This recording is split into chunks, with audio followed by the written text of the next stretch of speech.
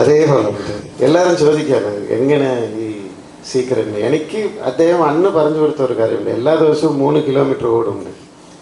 എവിടെ വെച്ച്? ദുബായിൽ വെച്ചിട്ടാണ് പറഞ്ഞത്. ഓർമ്മ ഉണ്ടോ? അതുമാത്രമല്ല, ഞാൻ താമസിക്കുന്ന സ്ഥലത്ത് തന്നെ ഇദ്ദേഹം, അപ്പം ഞാൻ മമത ഒക്കെ ഉണ്ടായിരുന്നു, എല്ലാ ആർട്ടിസ്റ്റിനും വേണ്ടി ഒരു ജിമ്മൊക്കെ റെഡിയാക്കി കൊടുത്തത്.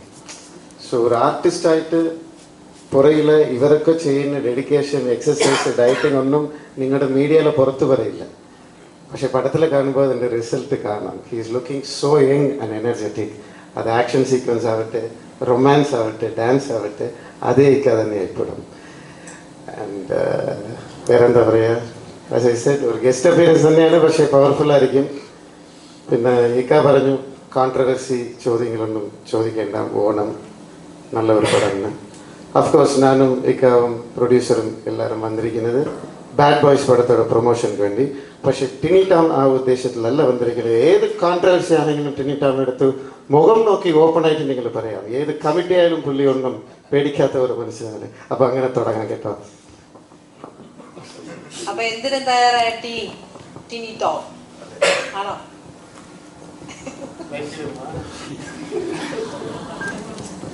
ഞാൻ മലയാളത്തിലെ എല്ലാ സൂപ്പർ സ്റ്റാർസിനോടൊപ്പം സ്ക്രീൻ ഷെയർ ചെയ്തിട്ടുള്ളതാണ്. പക്ഷേ ബാക്കിയുണ്ടായിരുന്ന റഹ്മാൻ സാറായിരുന്നു. സിനിമ കണ്ടു തുടങ്ങിയ കാലഘട്ടത്തിൽ മമ്മൂക്ക, ലാലേട്ടൻ, റഹ്മാൻ സാർ, അങ്ങനെ 3 പേരെയാണ് നമ്മൾ സ്ക്രീനിൽ കണ്ടിട്ട് ഇതിനോടൊരു പാഷൻ തോന്നുന്നത്. അന്ന് ഏറ്റവും കൂടുതൽ ഞാനൊക്കെ ടീനേജ് ആ ഒരു കാലഘട്ടത്തിൽ ഇങ്ങനെ ആകണം എന്നൊക്കെ ആഗ്രഹിച്ചിട്ടുള്ള ഒരാളാണ്. കുറച്ച് വൈകിയെങ്കിലും നല്ല സ്ക്രീൻ പ്രസൻസ് തന്നതിന് അബാം മൂവീസിന് പ്രത്യേക നന്ദി അർപ്പിക്കുന്നു. ഒമർ ലുലുവിനും അതുപോലെ തന്നെ. ഇത് ഞാൻ അബാമിൻ്റെ 3ാമത്തെ സിനിമയാണ്. ആദ്യത്തെ ഷീ ടാക്സി ആയിരുന്നു. അതിനുശേഷം പുത്തൻ പണം മമ്മൂക്കയുടെ പടത്തിലുണ്ടായിരുന്നു. പിന്നീട് വരുന്നത് ഇപ്പോൾ ഈ ബാഡ് ബോയ്സ് ആണ്. ബാഡ് ബോയ്സ് ടീം എന്ന് പറയുന്ന ഇവർ 4 പേരാണ്. ഞാനും ബാലയൊക്കെ ഗുഡ് ബോയ്സ് ആണ്. അപ്പോൾ കുറേ കാലമായിട്ട് നമ്മൾ പറയാറുണ്ട് ഒരു ബെൽറ്റ് ഉണ്ടാക്കണമെന്ന്. ഇതൊരു പുതിയ ബെൽറ്റായിരിക്കും, യാതൊരു സംശയവും വേണ്ട. മലയാള സിനിമയിൽ വരുന്ന ഏറ്റവും പുതിയ ബെൽറ്റായിരിക്കും. ബാലയുടെ നാവ് പൊന്നാവട്ടെ. കുറെ കാലമായി ഞങ്ങളൊരു ബെൽറ്റ് ഉണ്ടാക്കണമെന്ന് പറഞ്ഞാൽ അബാം ബെൽറ്റ് എന്ന് പറഞ്ഞ് ഒരു പുതിയ ബെൽറ്റ് വന്നിരിക്കും. എഴുതി വെച്ചോളൂ. നാളെ കേരളത്തിൻ്റെ ജനങ്ങൾ ഓണം ആഘോഷിക്കുന്നത് ബാഡ് ബോയ്സിലൂടെ ആയിരിക്കും. എല്ലാ സിനിമകളും നമ്മൾ സപ്പോർട്ട് ചെയ്യുന്ന എല്ലാ സിനിമകളും കാണണം. ഓരോ ദിവസം ഓരോ ചോയ്സ് ഉണ്ട്. പക്ഷേ ഞങ്ങൾക്ക് പ്രത്യേക സ്നേഹം ബാഡ് ബോയ്സിനോടുള്ളതുകൊണ്ട് ബാഡ് ബോയ്സിലൂടെ ഓണാഘോഷം തുടങ്ങാമെന്നാണ് ഞാൻ ആഗ്രഹിക്കുന്നത്, അപേക്ഷിക്കുന്നത്. All the best. Happy Onam.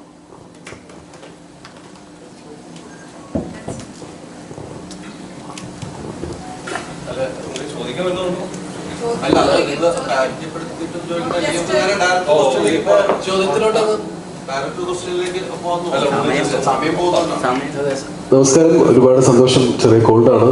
ഒരുപാട് അറിഞ്ഞ മുഖങ്ങൾ, അറിയാത്ത മുഖങ്ങൾ, ഒരുപാട് മീഡിയ സുഹൃത്തുക്കളുണ്ട്. ഒരുപാട് നേരം വെയിറ്റ് ചെയ്തതിന് ഒരുപാട് സോറി. നമ്മളങ്ങനെ റഹ്മാനിക്കനെ നമ്മൾ ഇങ്ങനെ കാണണം എന്ന് ആഗ്രഹിച്ച് ഇരിക്കുന്നൊരു സംഭവമാണ് അത് ഒമർക്ക് നല്ല രീതിയിൽ കളർഫുള്ളായിട്ട് ചെയ്തിട്ടുണ്ട്. അപ്പോൾ ഒരുപാട് സന്തോഷം റഹ്മാനിക്കനെ അങ്ങനെ കളർഫുള്ളായിട്ട് കാണാൻ. അപ്പോൾ അത് അബാ മൂവീസ് നല്ല രീതിയിൽ അത് പ്രൊഡ്യൂസ് ചെയ്തിട്ടുണ്ട്. സോ അത് ഓണത്തിന് വരുന്നു. ഓണത്തിൽ വരുന്ന എല്ലാ സിനിമകളുടെ കൂടെ നമ്മുടെ എല്ലാ സിനിമകളും നല്ല രീതിയിൽ വിജയിപ്പിക്കാൻ ഞാൻ എല്ലായിടത്തും പറയുന്നു. ചോദ്യങ്ങളുണ്ടെങ്കിൽ ചോദിക്കാം കേട്ടോ. Thank you.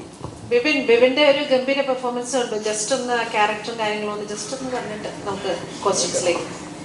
അല്ല, എനിക്കും എൻ്റെ പരിപാടിയെ പറ്റി ഉപരിയായിട്ട് സിനിമയിൽ നല്ല രീതിയിൽ ചിരിക്കാനും നല്ല ഡാൻസും നല്ല പാട്ടും നല്ല ഫൈറ്റും ഒക്കെ ഉള്ളൊരു എല്ലാം കൂടി ചേർന്ന ചേരുവ അല്ലെങ്കിൽ ഒരു നല്ലൊരു മസാല ഫിലിമാണ് ബാഡ് ബോയ്സ് എന്ന് പറയാനുള്ളൂ. അതിൽ നിങ്ങൾ ബാക്കി പെർഫോമൻസിൻ്റെ കാര്യമൊക്കെ ഈച്ച് ആൻഡ് എവരി വണ്ണിൻ്റെ പെർഫോമൻസ് നിങ്ങൾ കണ്ടിട്ട് തീരുമാനിക്കുക. സിനിമ വലുതും ചെറുതൊക്കെ ആവുന്നത് തിയേറ്ററുകളാണ്. അങ്ങനെ തന്നെ ആവട്ടെ. എല്ലാവർക്കും നമസ്കാരം. എന്നെ സംബന്ധിച്ച് കുട്ടിക്കാലത്ത് നമുക്ക് കുട്ടിക്കാലത്ത് കണ്ട ഒരുപാട് താരങ്ങളോടൊപ്പം ഒറ്റ സിനിമയിൽ തന്നെ ആ ഒരുപാട് താരങ്ങളോടൊപ്പം അഭിനയിക്കാൻ പറ്റിയെന്നുള്ളതാണ്. ബാബു ആന്റണി ചേട്ടൻ, റഹ്മാനിക്ക, ശങ്കർ സാറ്, ഭീമൻ രഘു, അങ്ങനെ ഒരുപാട് ആർട്ടിസ്റ്റുകളോടൊപ്പം അഭിനയിക്കാൻ പറ്റി. അതുപോലെ അങ്ങനെ നമ്മുടെ ഡയറക്ടർ വന്നിട്ടുണ്ട്.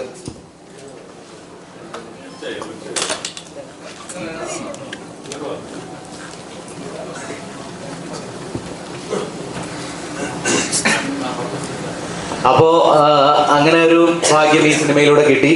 പിന്നെ കുറെ നാളുകൾക്ക് ശേഷം എനിക്കൊരു ത്രൂ ഔട്ട് കോമഡി ക്യാരക്ടറാണ്. അപ്പോൾ എനിക്ക് തോന്നുന്നത് നിങ്ങൾക്കൊക്കെ ഇഷ്ടപ്പെടും എന്നാണ് ഞാൻ വിചാരിക്കുന്നത്.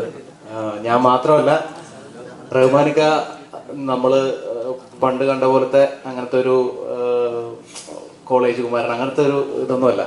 പുള്ളിയും കോമഡിയാണ് ചെയ്തിരിക്കുന്നത്.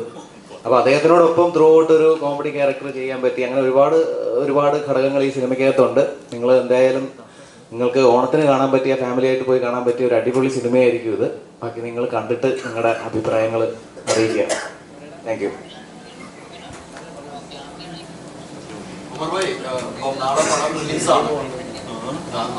ഹലോ, ഹായ്, നമസ്കാരം.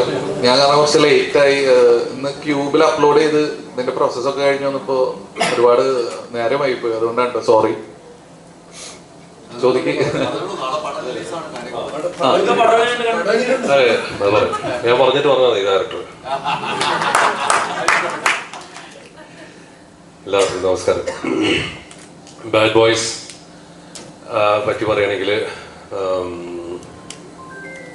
ഇതിലെനിക്ക് പ്രത്യേകത എന്ന് പറയുന്നത് ഈ സിനിമ തന്നെ, ഇതിൻ്റെ കഥാപാത്രം, മൊത്തത്തിൽ ഈ സിനിമയുടെ സ്റ്റൈൽ, ഈ സിനിമയുടെ എന്താ പറയുക ഹൈപ്പ്, ഇതൊക്കെ എനിക്കൊരു ചാലഞ്ചായിട്ടാണ് കാണുന്നത്.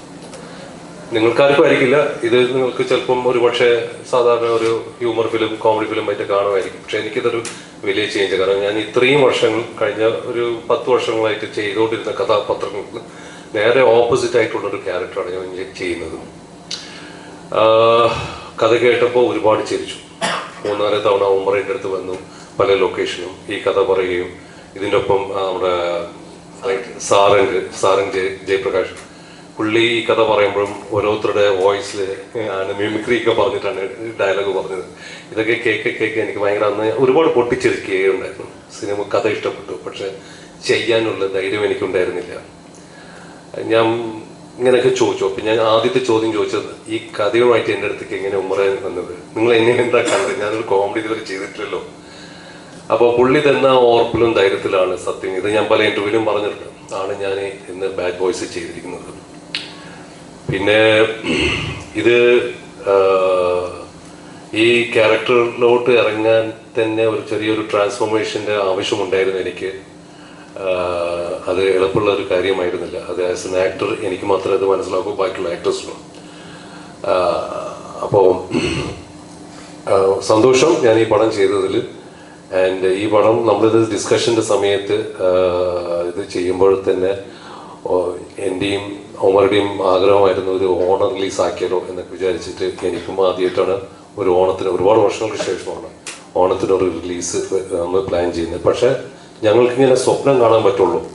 ആഗ്രഹങ്ങളുണ്ട്, മോഹങ്ങളുണ്ട്. പക്ഷേ ഇതിനൊക്കെ റെഡിയായിട്ട് നമ്മുടെ ഫിനാൻഷ്യൽ ബാക്കിംഗ് വേണമല്ലോ. അങ്ങനെയാണ് നമ്മൾ അബാ മൂവീസ്, എബ്രഹാം മാത്യൂസ്, ഞങ്ങൾക്ക് ഒപ്പം സഹകരിച്ചുകൊണ്ട് ഈ പടത്തിന് എനിക്കിപ്പോഴും ഓർമ്മയുണ്ട്. എൻ്റെ റൂമിലിരുന്നിട്ട് മാത്യു സാർ എൻ്റെ അടുത്ത് എന്ത് വന്നാലും ഞാനിത് ഓണത്തിന് റിലീസ് ചെയ്തിരിക്കുമ്പോൾ അമ്മൻ ഒരു കാര്യത്തിലും ടെൻഷൻ ആവണ്ട, ഈ പടം ചെയ്യാനും പുള്ളി എനിക്ക് ധൈര്യം തന്ന ആളാണ്, സത്യം. And thank you Abraham, thank you so much. ഉമ്മറുടെ അടുത്ത് ഞാൻ നന്ദി പറഞ്ഞു. ഉമ്മറെ ഞാൻ കാണുന്ന ഒരു ഫ്രണ്ടിനെ പോലെയാണ്, ഒരു ബ്രദർ സ്ഥാനത്ത്. ചേട്ടന് അനിയനെ പോലെ ചേട്ടൻ. ഓക്കെ ചേട്ടൻ. സോ ഈ സിനിമ എന്ന് പറയുന്നത് ഇത് ടാഗ് ലൈനിൽ തന്നെ കാണുന്നുണ്ട്, ഒമർ ഫൺ ഫിലിം. അതായത് it's a very cool, take it easy kind of ഫിലിമാണ്. ഫീൽ ഗുഡ് ഫിലിമാണ്. ഒരുപാട് ചിരിക്കാൻ, അതായത് ഇതിൻ്റെ അണ്ടർ കറണ്ട് എന്ന് പറഞ്ഞാൽ ഹ്യൂമറാണ്. പക്ഷെ ഹ്യൂമർ മാത്രമല്ല, ഇതിൽ നല്ല എമോഷൻസ് ഉണ്ട്, നല്ലൊരു കഥ, ഒരു ലൈൻ പോകുന്നുണ്ട്, സ്റ്റോറി ലൈൻ. അത്യാവശ്യത്തിന് ഫൈറ്റും ഉണ്ട്, നല്ല പാട്ടുകളുണ്ട്, ഡാൻസ് ഉണ്ട്. സോ ഓണത്തിന് വേണ്ട, ഉത്സവത്തിന് വേണ്ട ഒരു എല്ലാ ഐറ്റംസും ഈ സിനിമയിൽ ഉണ്ടെന്നാണ് എൻ്റെ വിശ്വാസം. അത് വളരെ ബ്യൂട്ടിഫുൾ ആയിട്ട് ഒമർ അത് ചെയ്തിട്ടുണ്ട്. ഞാൻ സത്യത്തിൽ പറയുകയാണെങ്കിൽ ഈ കഥ കേൾക്കുമ്പോഴൊക്കെ ഡയറക്ടർമാർ അഭിനയിച്ചൊക്കെ കാണിക്കുകയൊക്കെ ചെയ്യും, ഇതൊക്കെ പോലെ ഉണ്ടായിരുന്നു. പക്ഷെ ഇത്ര ഒരു വലിയ സ്കെയിലിൽ എത്തിക്കുമെന്ന് സ്വപ്നത്തിൽ പോലും ഞാൻ കണ്ടില്ല. ഇത് സത്യമാണ്. ഞാൻ ഇങ്ങനെ വരുന്നു പറഞ്ഞു. അതുകൊണ്ട് എനിക്ക് ഒരുപാട് ടെൻഷൻ ഉണ്ടെന്ന് നാളെ റിലീസ് ചെയ്യാൻ പോകുന്ന സിനിമയെ കുറിച്ച് എനിക്ക് ഒരുപാട് ടെൻഷൻ. സിനിമ നന്നായിട്ടുണ്ടെന്ന് അറിയാം, പക്ഷെ എന്നാൽ പോലും ചെറിയൊരു പേടിയുണ്ട്. ബിക്കോസ് ഇതിൻ്റെ ഹൈപ്പൊക്കെ കണ്ടിട്ട്. And thank U Umar. ഈ വേദിയിലാണെങ്കിലും ഞാൻ ഇതുവരെ നന്ദി പറഞ്ഞില്ല. Thank you so much. And അതോടൊപ്പം തന്നെ ഈ സിനിമ ഇതൊരു വൺ മാൻ ഷോ കളിയൊന്നുമല്ല. ഇതിൽ ഒരുപാട് നടന്മാരുകളുണ്ട്. ആൻഡ് എല്ലാവരും ഇതിൽ ഹീറോ തന്നെയാണ്. എല്ലാവരും ബാഡ് ബോയ്സ് ആണ്. ഇതിൽ പറയുന്ന പോലെ എല്ലാവർക്കും ഒരു ഗ്രേ ഷെയ്ഡുണ്ട് ഈ ക്യാരക്ടേഴ്സൊക്കെ. ആൻഡ് എനിക്ക് ഇവരുടെ ഒപ്പം വർക്ക് ചെയ്യാൻ ഒരു സ്പേസ് കിട്ടിയത് ഞാൻ ഒരുപാട് ദൈവത്തിനോട് നന്ദി പറയുന്നു. ആൻഡ് ഇവിടെ എല്ലാവരും ഇവരൊക്കെ ഉണ്ട് സിനിമയിൽ. Thank you Bibin, thank you Paul, thank you Tini, thank you Bala, thank you Senthil, thank you Sheelu, thank you for. ആണോ? സോ അതൊക്കെ തന്നെയാണ്. ആൻഡ് ഇനി ഡയറക്ടർ സാറിന്റെ ഞാൻ ഈ കഥ പറഞ്ഞ് അപ്പൊ സാറിങ്ങനെ ചിരിച്ചു. എന്നിട്ട് സാറ് ചോദിച്ചു എന്നെ കൊണ്ട് ഇത് പറ്റുമെന്ന് ചോദിച്ചു. അപ്പൊ ഞാൻ പറഞ്ഞു സാറിന് പറ്റും, കാരണം എനിക്ക് ആ ഒരു വിഷൻ കിട്ടുന്നുണ്ട്.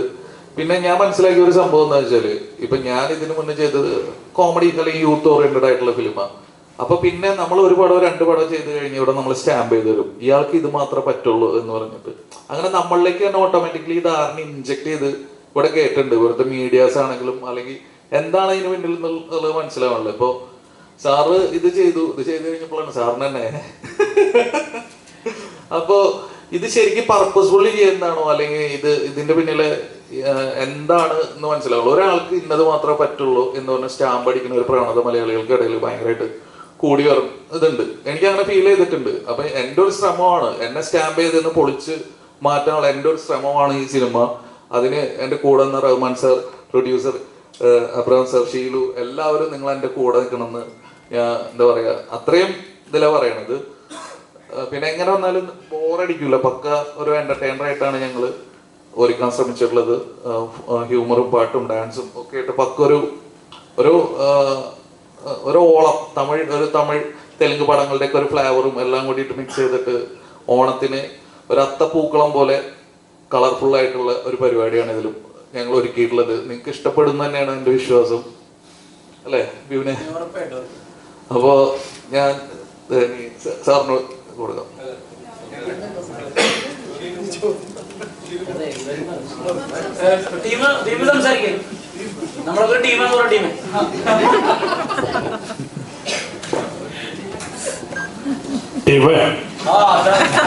നമസ്കാരം.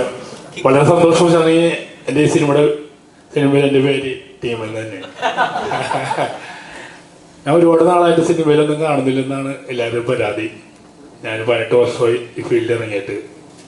മലയാള സിനിമയിൽ ഏറ്റവും കൂടുതൽ ഗുണ്ടയായിട്ട് അഭിനയിച്ച വ്യക്തിയാണ് ഞാൻ. 100-100ഓളം സിനിമയിൽ ഗുണ്ടയായിട്ട് അഭിനയിച്ചിട്ടുണ്ട്. പക്ഷേ ഗുണ്ടകളായിട്ട് അഭിനയിച്ചപ്പോഴും ഗുണ്ട തന്നെയായിരുന്നു. പിന്നീട് അതിന് മാറ്റോടെ വിജയ് സാറിൻ്റെ തെരി എന്ന് പറഞ്ഞ സിനിമ അഭിനയിച്ച ശേഷമാണ്. പിന്നീട് ചാൻസും ചോദിച്ചില്ല.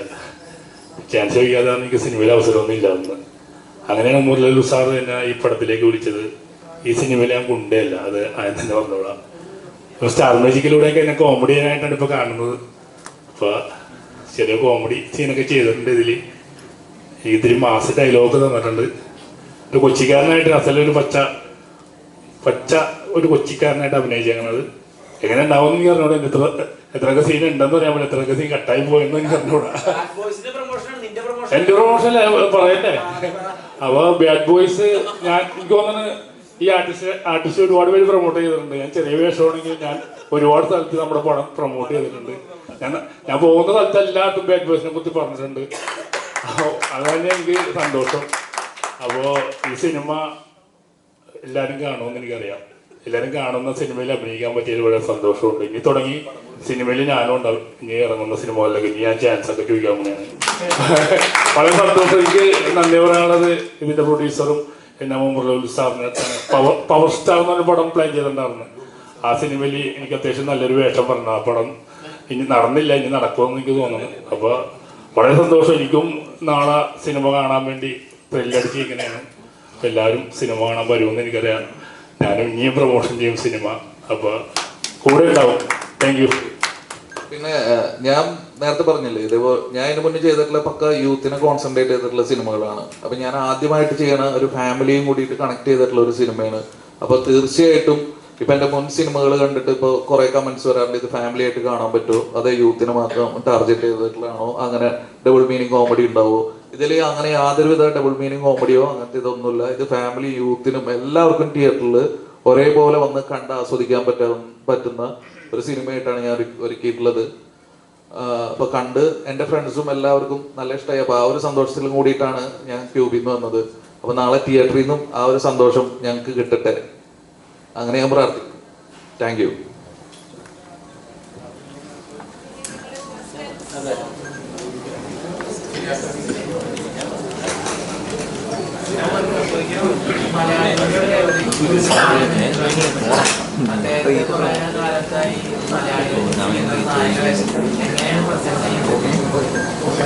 അല്ല, ഞാൻ ആക്ച്വലി റഹ്മാൻ സാറിന്റെ അടുത്ത് ഇത് പോവാൻ കാരണം ഞാൻ എൻ്റെ ചെറുപ്പത്തിൽ ആഘോഷിച്ചു വന്ന ഒരുപാട് പാട്ടുകളും അല്ലെങ്കിൽ ഒരുപാട് സിനിമകളും റഹ്മാൻ സാറിന്റെ. അപ്പോൾ ഈ റഹ്മാൻ സാറിനെ വെച്ചിട്ട് ഞാൻ ഇതിന്റെ വിഷ്വൽ ആലോചിച്ചപ്പോൾ തന്നെ എനിക്കറിയാവുന്ന ഇത് കളറാവും എന്നുള്ളത്. അതായിരുന്നു എൻ്റെ കോൺഫിഡൻസും. അതുകൊണ്ട് തന്നെയാണ് റഹ്മാൻ സാറിലേക്ക് പോയത്.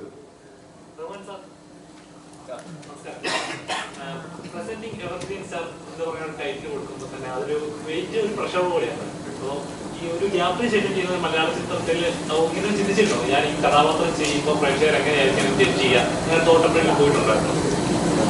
ഉണ്ട്. പിന്നെ ഞാൻ പറഞ്ഞത് എനിക്ക് ടോട്ടലി ഒരു ചാലഞ്ചിങ് ആണ്. ആസ് എൻ ആക്ടർ നമ്മൾ ഡിഫറെന്റ് കഥാപാത്രങ്ങൾ ചെയ്യണം എന്നാണ് ഞങ്ങൾക്ക് എല്ലാവർക്കും ആഗ്രഹം. അപ്പോൾ ഞാൻ പറഞ്ഞത് ഇത് എളുപ്പം പണിയല്ല. നിങ്ങൾക്ക് സിനിമ കാണുമ്പം ആ സ്ട്രെയിൻ തോന്നൂലായിരിക്കാം. എനിക്ക് എന്നെ സംബന്ധിച്ച് അത് വലിയൊരു സ്ട്രെയിൻ തന്നെയാണ്. കാരണം ഇതുവരെ നമ്മളൊരു പാറ്റേൺ ഓഫ് ക്യാരക്ടേഴ്സ് ചെയ്തിട്ട് പെട്ടെന്ന് ഓപ്പോസിറ്റായിട്ട് ചെയ്യുമ്പോൾ ഉണ്ടാവുന്നുള്ള ശ്രമങ്ങളുണ്ട്. അപ്പം അതും ഓവർ ആവാൻ പാടില്ല. നമ്മളിതൊരു ഹ്യൂമർ ചെയ്യുന്നത് അത്ര എളുപ്പമുള്ള കാര്യമല്ല, എനിക്കറിയാം. കാരണം അത് ഞാൻ ചെയ്യുമ്പോഴാണ് ഞാൻ അറിയുന്നത്. കാരണം ഹ്യൂമറിന് ഒരുപാട് ടൈമിങ്ങും നമ്മളതിൻ്റെ സ്പോണ്ടാനിറ്റി ഇതൊക്കെ വേണം. പറ്റി ഇനി ടോമൊക്കെ ചെയ്യുന്ന പോലെ ഒന്നും എനിക്ക് കളിക്കാൻ പറ്റില്ല. എൻ്റെ ഇതല്ല, എൻ്റെ റൂട്ടല്ല. അല്ല, അവരൊക്കെ അത്രയും എക്സ്പീരിയൻസ്ഡ് ആണ്. സോ ഞാൻ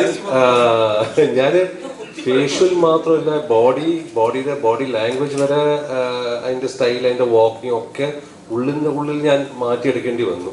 കാരണം ഇതുവരെ നമ്മൾ മസിൽ പിടിച്ചിട്ടൊക്കെയുള്ള ഒരു അഭിനയമായിരുന്നു. ഇപ്പം കുറച്ച് അഴിഞ്ഞാടിയിട്ടൊക്കെ വേണം ഇത് ചെയ്യാൻ. അപ്പോൾ ആ ഒരു ട്രാൻസ്ഫോർമേഷൻ എന്താ പറയുക, കുറച്ച് ടൈം എടുത്തു എനിക്ക് ചെയ്യാൻ. പക്ഷെ ഓഫ്കോഴ്സ് ഇതുപോലെ ഇദ്ദേഹത്തെ പോലെ ഒരു ഡയറക്ടർ ഉണ്ടാകുമ്പോൾ എനിക്ക് മാത്രമല്ല, ഞങ്ങൾക്ക് സെറ്റിൽ തന്നെ എല്ലാവർക്കും അവരുടേതായിട്ടുള്ള ഫ്രീഡം, സ്പേസ് കൊടുത്തു. എന്ത് സജഷനും പറഞ്ഞാലും പുള്ളിക്ക് ഇഷ്ടപ്പെട്ട, പുള്ളി അത് ഭയങ്കര രസിച്ചിട്ട് അങ്ങനെയുണ്ട്. പിന്നെ ഇഷ്ടപ്പെട്ടെങ്കിൽ തന്നെ ആദ്യം ഓക്കെ പറഞ്ഞ് പിന്നെ പറഞ്ഞ് മാറ്റി പഴയതുപോലെയൊക്കെ കൊണ്ടുവരും. അപ്പൊ നമ്മുടെ സജഷനൊക്കെ നോക്കി അവിടെ ഒരു കുഴിയുണ്ട്. ഇപ്പൊ അവിടെ പോയി കഴിഞ്ഞാൽ ഒരുപാട് പേര്, അത് ബിബിന്റെയും പിഷാരടിയിലാണ് ഏറ്റവും അധികം, ആ കുഴിയില് ഏറ്റവും അധികം ഉണ്ടാവും. അവിടെ എളുപ്പമുണ്ട്. നിങ്ങൾ സെക്കൻഡ് പാർട്ടിൽ ചിലപ്പോൾ ഒന്ന് ഉപയോഗിക്കാതിരിക്കാം.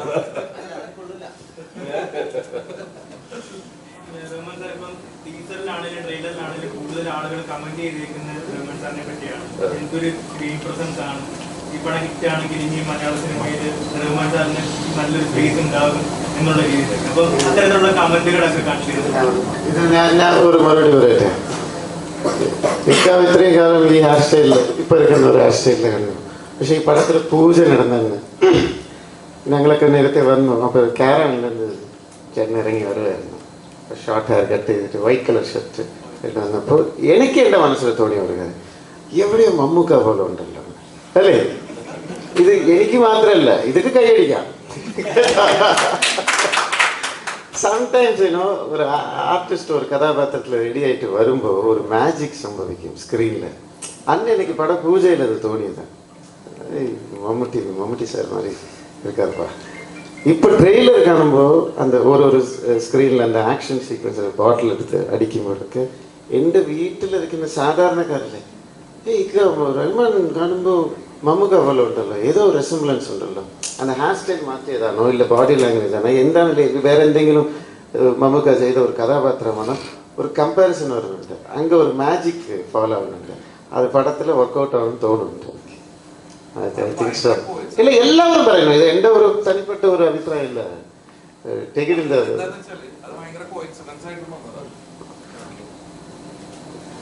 ഞാൻ നേരത്തെ പറഞ്ഞതുപോലെ അവിടെ ഈ ഞാനൊരു സത്യം പറയുകയാണെങ്കിൽ ഞാൻ അതൊന്നും ഞാൻ കണ്ടില്ല. മമ്മൂക്കയുടെ ഫോട്ടോസോ ഇല്ല വേറെ ആരും അഭിനയിക്കുന്നൊന്നും ഞാനിത് കണ്ടിട്ടില്ല. ഞാൻ ആക്ച്വലി കാണാണ്ടിരുന്നത് തന്നെ ഈവൻ സിനിമകൾ പോലും ഞാൻ കണ്ടില്ല. കാരണം ഇൻസ്പയർ ആവാണ്ടിരിക്കാൻ വേണ്ടി ചിലപ്പോൾ നമുക്ക് ഇൻസ്പയർ ആയി കഴിഞ്ഞാൽ നമ്മൾ അറിയാണ്ട് അവരെ പോലെ അഭിനയിക്കാൻ തുടങ്ങും, അവരെ പോലെ നടക്കാൻ തുടങ്ങും. സോ കുറച്ച് നാളത്തേക്ക് ഞാൻ അതൊന്നും ചെയ്യാണ്ട് തന്നെ. പക്ഷേ ഈ പടത്തിന് ഈ കഥയ്ക്ക് ഈ ക്യാരക്ടർ ആൻഡപ്പൻ എന്നുള്ളൊരു ക്യാരക്ടറാണ് ഞാൻ ചെയ്യുന്നത്. സോ ഒരു ആൻഡപ്പൻ്റെ ക്യാരക്ടറിലേക്ക് എന്തെങ്കിലും ഒരു ഡിഫറൻസ് ചെയ്യണം എന്ന് വിചാരിച്ചു കൊണ്ടിരിക്കുന്ന സമയത്താണ് എൻ്റെ പേരക്കുട്ടി മൈ ഗ്രാൻഡ് സൺ അവൻ്റെ മുടി കട്ട് ചെയ്യാൻ വേണ്ടി ഞാൻ അവനൊരു ബാബർ സലൂൺ കൊണ്ടുപോയിരുന്നു. അപ്പോൾ അവിടെ വെച്ചിട്ട് അവൻ ഇരിക്കുന്നില്ല. അപ്പം ബാബർ ഒരുപാട് കഷ്ടപ്പെട്ടു അവന് മുടി മുറിക്കാൻ. അപ്പം ശരിയായില്ല, അവിടെ ഇവിടെയൊക്കെ ബിറ്റായിട്ട് വന്നു. പക്ഷെ ആ സ്റ്റൈൽ എനിക്ക് ഇഷ്ടപ്പെട്ടു. എന്നിട്ട് 2 ദിവസം കഴിഞ്ഞിട്ട് ഈ ക്യാരക്ടറിന് ആ സ്റ്റൈൽ ചെയ്താൽ നന്നായിരിക്കും എന്ന് വിചാരിച്ചിട്ടാണ് ഞാൻ ആ ക്യാരക്ടർ അതേ ബാബർ കൊണ്ട് എൻ്റെ മുടി കട്ട് ചെയ്യിപ്പിച്ചത്. പിന്നെ കട്ട് ചെയ്ത് താടി വളർത്തി ശകലം വെയിറ്റ് ഒക്കെ കൊടുത്ത് ലൂസ് ബോഡിയൊക്കെ ആക്കിയിട്ട്. കാരണം ഇത് പറയുന്ന പോലെ ഒരു ദാദാ ഫീൽ കൊടുക്കണം, എന്നാൽ ഇവനൊരു ദാദയല്ല. അതെ,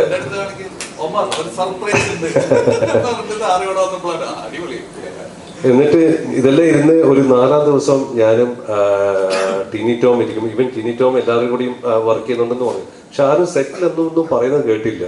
ഞങ്ങൾ 2 പേരും ഇരുന്ന് ഒരു ഫോട്ടോ എടുത്തു. ഞാനൊരു കറുത്ത ജുബയും കൊണ്ടിട്ടിരിക്കുമ്പോൾ ആ ഫോട്ടോ വൈറലായി.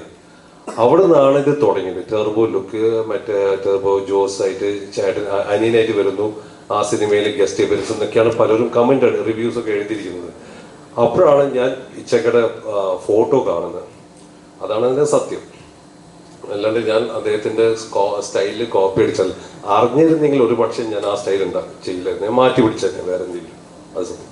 ഞങ്ങൾക്ക് എല്ലാവർക്കും വിന്റേജ് മലയാള സിനിമയില് ഒരു നൊസ്റ്റാൾജിയ. റഹ്മാൻ എന്നൊരു ആക്ടർ എന്താ അയാള് ചെയ്തു വെച്ച സിനിമകൾ ഞങ്ങൾ പല ആവർത്തി കാണാൻ തരുന്നത്. ഇത് ആ സ്റ്റൈലും ആ ഡാൻസും കാര്യങ്ങളൊക്കെ ഞങ്ങൾക്ക് ഒരു നൊസ്റ്റ് ഓർമ്മയായിട്ട് നിൽക്കുന്നു. പക്ഷെ നേരെ തിരിച്ച് റഹ്മാൻ എന്ന് പറഞ്ഞ ആക്ടർ ചിന്തിക്കാൻ നേരത്ത് ഏതൊരു ആക്ടറും മനസ്സിൽ തോന്നുന്നൊരു ചിന്തയുണ്ടല്ലോ, ഞാൻ ചെയ്തു വെച്ചൊരു സ്പേസ് മലയാള സിനിമയിൽ കിടപ്പുണ്ട് എന്ന് പറഞ്ഞ ഒരു സംഗതി. അതിലേക്ക് തിരിച്ചു ചെല്ലണം. ഞാൻ ലീഡായിട്ടുള്ള ചിത്രങ്ങൾ, മലയാള സിനിമയിൽ എന്റെ സ്ഥാനം എന്നൊരു ഓർമ്മ എപ്പോഴും മനസ്സിൽ അവശേഷിക്കുന്നുണ്ടായിരുന്നു. അതോടൊപ്പം തന്നെ അതിനൊരു തുടക്കം കുറിക്കലാണ് ഇത്. ഇപ്പൊ നമുക്കറിയാം റീസെന്റ് മലയാള സിനിമയിൽ ജഗദീഷ് ചേട്ടൻ അടക്കമുള്ള പല ആക്ടേഴ്സും അവരുടെ കരിയറിൽ തന്നെ ബെസ്റ്റ് പെർഫോമൻസ് കാഴ്ചവെക്കുന്നു. മമ്മൂക്ക അടക്കമുള്ള ഒരു സ്പേസ് ഇവിടെ ഉണ്ട്. ഇവിടെ മലയാള സിനിമ മാറി എന്ന് പറയാൻ നേരത്ത് പ്രേക്ഷകർ അതിനോടൊപ്പം ഞാൻ 41 വർഷമായി 41 വർഷമായി ഞാൻ സിനിമ ഇൻഡസ്ട്രിയിൽ. This my 41st year. ഞാൻ ഒരിക്കലും അങ്ങനെ ചിന്തിച്ചിരുന്നെങ്കിൽ ഒരുപക്ഷെ ഞാൻ വേറെ ഏതെങ്കിലും ഒരു സ്ഥാനത്ത് നിൽക്കുകയാണ്. എൻ്റെ മനസ്സിൽ അങ്ങനെ ഇല്ല. ഞാൻ ആർക്കും കോമ്പറ്റീഷനായിട്ട് പോകുന്നില്ല. ഞാൻ എപ്പോഴും സിനിമകൾ ചെയ്യണം, നല്ല നല്ല സാധനങ്ങൾ സൃഷ്ടിക്കണം, ചെയ്യണം എന്ന് മാത്രമേ ഉള്ളൂ. അല്ലാണ്ട് എനിക്ക് ഈ പൊസിഷനോ സ്ഥാനമോ ഒന്നും ഞാൻ ചിന്തിക്കുന്നില്ല. അതിനെക്കുറിച്ച് ഞാൻ ചിന്തിച്ചിട്ടുമില്ല. അങ്ങനെ എനിക്കൊരു സ്പേസ് നഷ്ടപ്പെട്ടു പോയി ഇവിടുന്ന് അതൊന്നുമില്ല. ഞാൻ ചിന്തിക്കില്ല.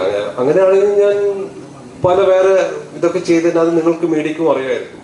പക്ഷെ ഞാൻ ചെയ്യുന്നില്ല. അങ്ങനെയൊന്നും ഞാൻ ചിന്തിച്ചിട്ട് പോലും ഇല്ല. ഞാൻ ഒരിക്കലും ആർക്കും ഒരു പ്രശ്നമാകാൻ പോകുന്നില്ല, ആവുമില്ല. ഞാൻ കോമ്പറ്റീഷനില്ല. ഞാൻ എൻ്റെ പണി, എൻ്റെ സിനിമ അങ്ങനെ ചെയ്തു പോകും. നല്ല സിനിമകൾ ചെയ്യാം എന്ന് മാത്രമാണ് എൻ്റെ ആവശ്യം. മലയാളികൾ ഒരുപാട് മിസ് ചെയ്യുന്നുണ്ടല്ലോ. കാര്യം റീസെന്റ് ബ്ലാക്ക് പോലും അത് ഭയങ്കര കൾട്ടായിട്ട് കാണുന്ന പല ക്യാരക്ടേഴ്സും സംഭവിച്ചിട്ടുള്ള.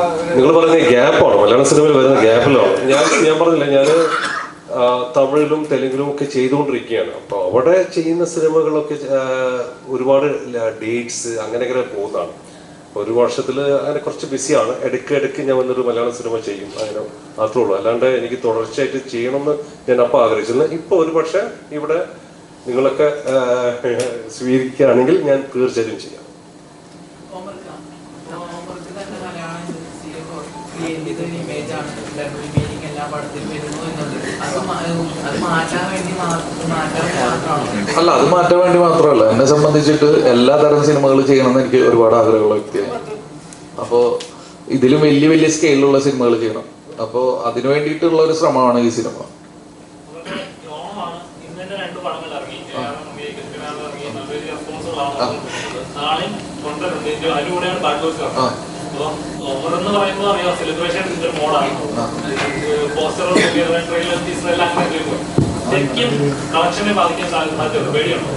ഇല്ല, എന്റെ ആദ്യ ചിത്രം ഇറങ്ങിയ ഹാപ്പി വെഡിങ്, അതിന്റെ കൂടെ ഇറങ്ങിയ പടങ്ങള് കമ്മട്ടിപ്പാടം, ആടുപുലിയാട്ടം, യോദ്ധാവ്, അങ്ങനെ ഒരുപാട് പടങ്ങളുടെ പറയണമെന്ന് പോലും ഞങ്ങൾ പേര് പറഞ്ഞ സന്തോഷം. മറ്റ് ചിത്രങ്ങളൊന്നും കൂടി പറയുകയായിരുന്നെങ്കിൽ അത് ഓക്കെ. അല്ലെങ്കിൽ ഓണ ചിത്രങ്ങൾ ഇത് മാത്രം എന്ന് ഓഡിയൻസിലേക്ക് അത് ശ്രദ്ധ വരും. കാരണം ഇത് കണ്ടിട്ട് എന്നെ 1-2 പിള്ളേർ വിളിച്ചിട്ട് നിങ്ങളുടെ റിലീസ് ഇല്ലേ എന്ന് ചോദിച്ചു. ഈ പടങ്ങൾ മാത്രമാണല്ലോ പറഞ്ഞുള്ളൂ. പിന്നെ എന്താ പറയാ, മെയിൻ സ്ട്രീമിൽ അല്ലെങ്കിൽ ലൈവായിട്ട് നിൽക്കുന്ന ഇവർ 3 പേരും കൂടിയിട്ട് ഒരു കാര്യം ചെയ്യുമ്പോൾ അതിന് കിട്ടുന്ന ഫോക്കസ് വേറെയാണ്. ഇപ്പോൾ റഹ്മാൻ സാറിന്റെ അടുത്ത് ചോദിക്കുകയാണെങ്കിൽ റഹ്മാൻ സാറിനെയും കൂടി കൊളാബ് ചെയ്തിട്ട് അതിലൊരു വീഡിയോ ഇടാം, ബാക്കി ആക്ടേഴ്സിനെയും കൂടിയിട്ടൊക്കെ ആകുമ്പോൾ അതൊരു കൂട്ടായ്മയാവും. നമ്മൾ കൂട്ടായ്മയിലൂടെ ഒരു കാര്യം ചെയ്യുമ്പോൾ ഒന്നും കൂടി ശ്രദ്ധിക്കണം. ഞങ്ങൾക്ക് അതൊരു വിഷമമായി, ഞങ്ങളുടെ ഒരു വേദനയാണ്. ഒന്നാമത് പല സെന്റേഴ്സിൽ ഞങ്ങൾക്ക് ഷോസ് ഒക്കെ കുറവാണ്. അപ്പൊ അതിന്റെ ഇടയിൽ ഇങ്ങനെയും കൂടിയിട്ടൊക്കെ വരുമ്പോൾ നമ്മൾ ഒരുപാട് കഷ്ടപ്പെട്ട് എഫർട്ട് എടുത്തിട്ടല്ല എല്ലാവരും സിനിമ ചെയ്യുന്നത്. അപ്പോൾ അങ്ങനെ ഒരു 3 പേര് ഒറ്റയ്ക്ക് 3 പേര് കൂടി ഒരു കാര്യം ചെയ്തപ്പോൾ അതിൽ ഞങ്ങളും കൂടിയിട്ട് ഉൾപ്പെടുത്താമായിരുന്നു എന്ന് നമ്മുടെ ഒരു ആഗ്രഹം ഉണ്ടാവില്ലേ? ആ ഒരു ആഗ്രഹമാണ് ആ പോസ്റ്റ്. അത് ഈ പവർ ഗ്രൂപ്പ് എന്ന് ഉദ്ദേശിച്ചത് ഇങ്ങനെയൊക്കെയാണ്. ഈ പവർ ഗ്രൂപ്പ് എന്ന് പറഞ്ഞാൽ ഇവിടെ ആരും പവർ ഗ്രൂപ്പ് എന്ന് എഴുതിയിട്ട് കടയിട്ടിട്ട് ഇരിക്കണവരല്ല, അല്ലെങ്കിൽ ഇരിക്കണവരല്ല ഈ പവർ ഗ്രൂപ്പ്. ഈ പവർ ഗ്രൂപ്പ് എന്ന് പറഞ്ഞു കഴിഞ്ഞാൽ നമ്മൾ പോലും അറിയാതെ നമ്മൾ ചെയ്യണ പ്രവർത്തികൾ പറഞ്ഞ് മറ്റുള്ളവർക്ക് പറഞ്ഞ ഒരു ദ്രോഹമാണത്. ദ്രോഹം എന്ന് വെച്ച് കഴിഞ്ഞാൽ ആ വീഡിയോ കാണുമ്പോൾ സ്വാഭാവികമായിട്ടും കുറെ ആളുകൾ തെറ്റിദ്ധരിക്കപ്പെടാം, ഈ 3 സിനിമകൾ മാത്രം ഓണത്തിനുള്ളത്. അപ്പൊ അത് ഒന്ന് ക്ലിയർ ചെയ്തു എന്ന് മാത്രമേ, അതിന് ഞങ്ങളുടെ ഒരു വേദന പറഞ്ഞു എന്ന് മാത്രം. ഇപ്പൊ നാസിഫ് ഒരു ഇന്റർവ്യൂവില് പറഞ്ഞു അവരങ്ങനെ ഒന്നും ഉദ്ദേശിച്ചിട്ടില്ല എന്ന് പറഞ്ഞപ്പോ ഞങ്ങൾക്ക് അത് ഓക്കെയാണ്. പക്ഷെ ഞങ്ങളുടെ ഒരു വിഷമം ആ നേരത്ത് ഞങ്ങളൊന്ന് എക്സ്പ്രസ് ചെയ്തു എന്ന് മാത്രം, അത്രേ ഉള്ളൂ.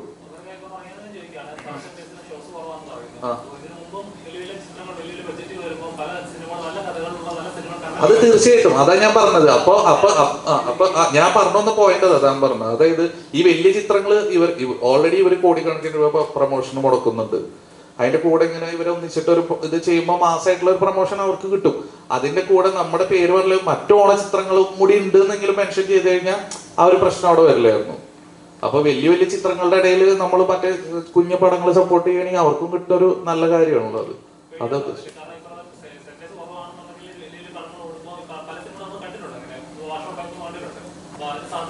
അല്ല, എനിക്ക് പേടിയില്ല. പക്ഷെ നമ്മുടെ ഒപ്പം എന്താ പറയാ, നമ്മളിത് ഒരുപാട് ആഗ്രഹിച്ച ഒരു മാസീവ് ഇമ്പാക്ട് അല്ലെങ്കിൽ മാസീവ് തിയേറ്റർ ഒക്കെ കിട്ടണമെന്ന് ആഗ്രഹിച്ചിട്ട് കൂടിയിട്ടാണ് ഈ പടം ചെയ്തത്. അപ്പൊ അത്ര കിട്ടാത്തതിന്റെ ഒക്കെ ഒരു ചെറിയ വിഷമമുണ്ട്.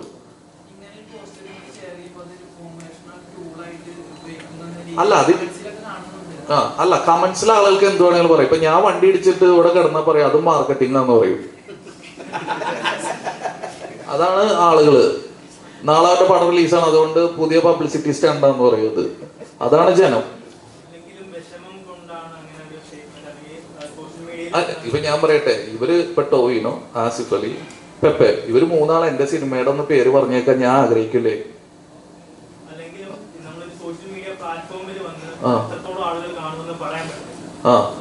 അല്ല, ഞാനോ തന്നെ പറഞ്ഞ ഇവര് വീഡിയോ ചെയ്യുമ്പോഴും അതിന്റെ റീച്ച് ഭയങ്കരമാണ്. ഇവര് 3 പേര് കൂടിയിട്ട് ആ വീഡിയോ ചെയ്യുമ്പോ ഓക്കെ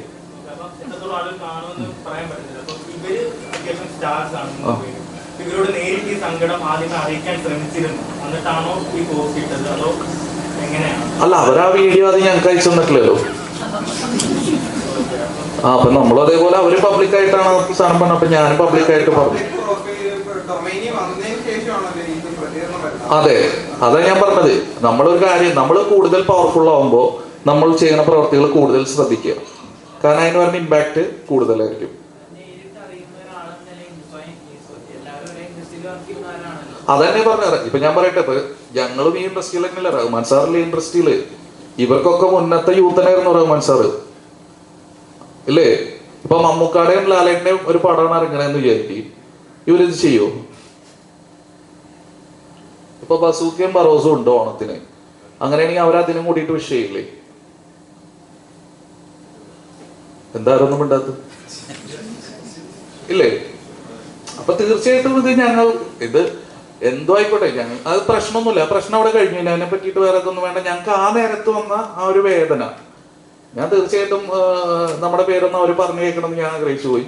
അത് ചിലപ്പോൾ എൻ്റെ തെറ്റാവാം, എൻ്റെ സ്വാർത്ഥതയാവാം, എന്ത് വേണമെങ്കിലും ആവാം. അത് മനുഷ്യനല്ല, എനിക്കും ഉണ്ടാവും സ്വാർത്ഥമായ താല്പര്യങ്ങൾ. അങ്ങനെ കരുതിക്കോ. ഇല്ല, ഇവരാരും എന്നെ വിളിച്ചിട്ടില്ല. ആസിഫ് അലി ബാഡ് ബോയ്സ് കാണാം. അപ്പൊ നമുക്ക് അത് കേട്ടപ്പോ തന്നെ ഒരു സന്തോഷമായി.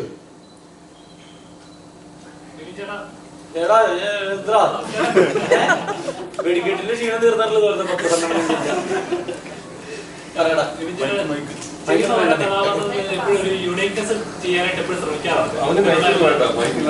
നല്ല സൗണ്ട് ചക്ര ചോദിക്കേ ചേട്ടൻ എല്ലാ കഥാപാത്രങ്ങളായാലും എപ്പോഴും ഒരു യൂണിക്നെസ് കൊണ്ടുവരാനായിട്ട് എപ്പോഴും ശ്രമിക്കാറുണ്ട്. ഇമോഷണൽ വൈസ് ആയിരിക്കും, അല്ലെങ്കിൽ ക്യാരക്ടർ പെർഫോമൻസ് വൈസ് ആയിരിക്കും.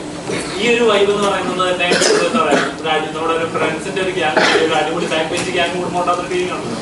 ശരിക്കും ട്രെയിലർ കണ്ടപ്പോൾ ഞങ്ങൾക്ക് തന്നെ ഫീൽ ചെയ്തു. ഇതിനു വേണ്ടി എപ്പോഴും പ്രിപ്പയർ ചെയ്തു ഈ കഥാപാത്രമാണ് ഇവരോട് ഗ്യാങ്ങിൽ ഒന്ന് സെറ്റ് ആയി വരാൻ പ്രിപ്പയർ ചെയ്ത് വന്നതായിരുന്നു. നമ്മളവിടെ വന്നപ്പോൾ എല്ലാം പൊളിഞ്ഞു. അല്ല, പക്ഷെ ഞാൻ വേറൊരു കാര്യം പറയട്ടെ. ബിബിൻ ഈ പടത്തിന് വേണ്ടി അത്യാവശ്യം നല്ല എഫേർട്ട് എടുത്തിട്ടുണ്ട്. അതായത് ഞാൻ അങ്ങനെ വിചാരിക്കും, ഇപ്പൊ നമ്മളിപ്പോ ബിബിന്റെ അടുത്ത് ഡാൻസും പരിപാടിയൊക്കെ ഉണ്ട്. ഇപ്പൊ ഡാൻസ് ആണ്, ആക്ഷൻ ആണ്, എന്താണെങ്കിലും നമ്മൾ ബിബിന്റെ അടുത്ത് ഒരു കാര്യം പറഞ്ഞാൽ അവൻ നോ എന്ന് പറയില്ല. അവൻ എങ്ങനെയെങ്കിലും അത് ചെയ്യും. അതാണ് ബിബിനെ എനിക്ക് ഏറ്റവും ഇഷ്ടം. അതും ഇപ്പോ ഇടയ്ക്ക് കുറെ നൈറ്റൊക്കെ പോയി വർക്ക് അവേഴ്സ് ഒക്കെ കൂടി ബിബിന്റെ കാൽവ നീര് വന്നവരെ അവൻ എങ്ങനെയെങ്കിലും പിറ്റേ ദിവസം പോയി ഒഴിഞ്ഞ് അത്രയും ബിബിൻ ഇതിനു വേണ്ടി ഒരുപാട് എഫേർട്ട് എടുത്തിട്ടുണ്ട് ഈ പടത്തില്. ഡാൻസ് ആയാലും പാട്ടായാലും ഇടി ആയാലും എല്ലാത്തിലും കൂടെ ഒന്നിനൊരു വിഷമം പറഞ്ഞിട്ടില്ല. എല്ലാതും ഗസ്റ്റാണ് ബിബിൻ.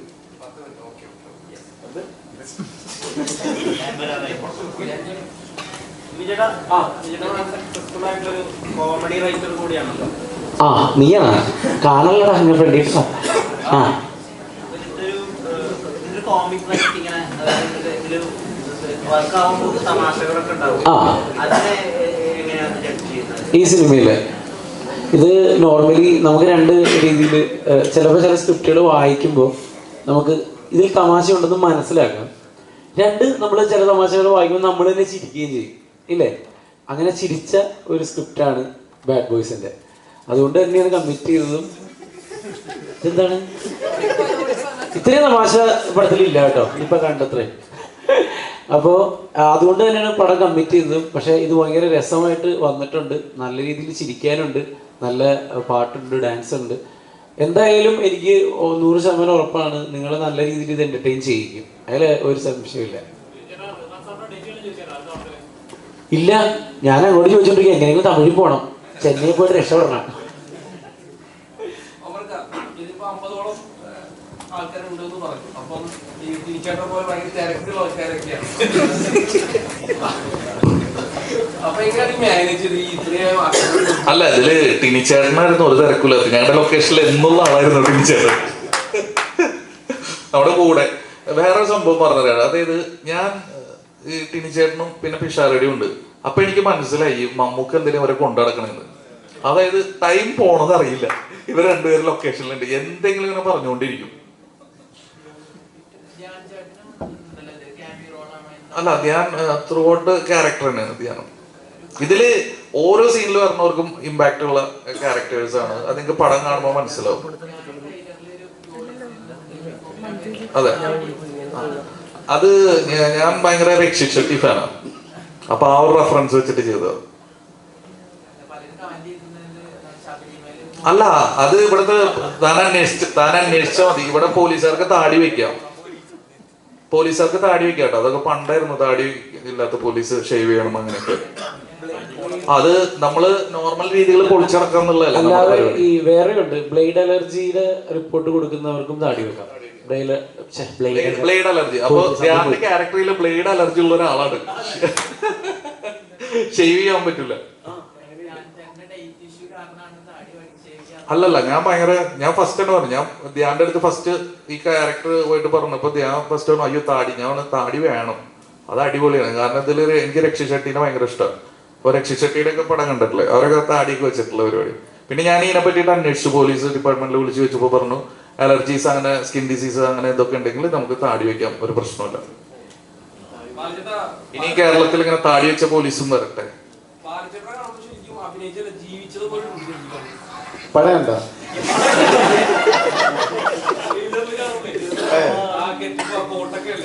ഇത് ഫസ്റ്റ് എന്നെ ഉമ്മർ വിളിച്ചപ്പോ അന്നാ ഒരു പടം ഉണ്ട് എനിക്ക് ഹീറോയായിട്ട് ഞാൻ അതിൽ അഭിനയിക്കണമെന്ന് പറഞ്ഞു. ഓക്കെ, പിന്നെ വിളിച്ചില്ല. ഒരു 3 മാസം കഴിഞ്ഞ് ഞാൻ അങ്ങോട്ട് വിളിച്ചു. ഒരു പടം ഉണ്ടെന്ന് പറഞ്ഞായിരുന്നല്ലേ, എനിക്ക് ഓർമ്മ കൊടുത്തിട്ട്. അതെ, അപ്പോൾ ഒരു ദിവസം വിളിക്കുക, മുമ്പേ ദിവസം വെച്ച് 4 പടത്തിൻ്റെ പൂജ വന്നേക്കണമെന്ന്. ഈ കഥയെ പറഞ്ഞിട്ടില്ല, ഡേറ്റും ചോദിച്ചിട്ട് പൂജയ്ക്ക് വിളിച്ച്. അപ്പം ഞാൻ പൂജയ്ക്ക് പോയപ്പോൾ അറിയാണ്ട് ഞാൻ കോട്ടിട്ടിട്ട് പോയി. അത് ഭയങ്കര ന്യൂസായിരുന്നു. അന്ന് എനിക്കറിയില്ല, ക്ലൈമാറ്റിക് കണ്ടീഷൻ വീട്ടിൽ തന്നെ ഇറങ്ങുമ്പോൾ കുറച്ച് തണുപ്പായിരുന്നു. അപ്പോൾ കോട്ടിട്ട് അവിടെ ചെന്നപ്പോൾ ഭയങ്കര ചൂടായിരുന്നു. എല്ലാവരും എന്നെ കണ്ട് ചിരിച്ചുകൊണ്ടിരിക്കുക. പക്ഷേ നമ്മുടെ ഡയറക്ടർ ഉമർ മാത്രം വേറെ വിഷയമല്ല. ഇതാണ് കഥാപാത്രം. അത് കഴിഞ്ഞിട്ട് നല്ല ചൂടുള്ള സമയത്ത് പൂജയ്ക്ക് പുള്ളി കോട്ട് സൂട്ട് കിട്ടും. എനിക്ക് കോട്ട ഊറണം. അപ്പൊ ഞാൻ ഊറാനെടുത്തൊക്കെ ഉമറെ നോക്കുമ്പോ ഇങ്ങനെ കളിച്ചോണ്ടിരിക്കുക. ശരി, റൈറ്റ്. അപ്പൊ പടത്ത് ഷൂട്ടിങ് വരുമ്പോ ക്യാരക്ടർ എന്താ? ഒന്നുമില്ലண்ணா വന്നേക്ക്. ശരി, இந்த ட்ரெஸ் ஒன்றும் அளவு ஒன்றும் எடுത്തില്ല. அண்ணா அந்த கோட் இட்டு, அந்த കോട്ട് വേറെന്താ, ചെയിന്, മോതിരം, അങ്ങനെയൊക്കെ എന്തൊക്കെ ഉണ്ടോ? ഇല്ല, എന്റെ കഥാപാത്രം നിങ്ങൾ തന്നെയാണ്. നിങ്ങളുടെ കഥാപാത്രം പുള്ളി വിചാരിച്ചത് ഇതിന്റെ ലോഞ്ച് 5 സ്റ്റാർ ഹോട്ടൽ സത്യം ഇൻഡോർ ആയിരിക്കും വെച്ചിട്ടാണ് വന്നത്. ഭയങ്കര ബിൽഡപ്പാ വന്നിട്ട് ഞാൻ മാത്രം വിയർത്ത്. അത് പിന്നെ ലൊക്കേഷൻ വന്നപ്പോ കഥാപാത്രം പറഞ്ഞപ്പോ ഡയലോഗ്സിന് പറഞ്ഞു, അന്നം പറയുന്നത് പോലെ പറഞ്ഞു ഡയലോഗ്. ഇത് എന്തുകൊണ്ട് ഇത് പറയുന്നതെന്ന് വെച്ചാൽ തമിഴ് മിക്സ് ചെയ്ത് മലയാളത്തിൽ അങ്ങനെ സംസാരിച്ചിരിക്കുകയാണ് ക്യാരക്ടറായി. പക്ഷെ ഞാൻ ഡബിങ് പോയപ്പോഴാണ് മനസ്സിലാക്കിയത് ഭയങ്കര രസകരമായിട്ടുണ്ട്.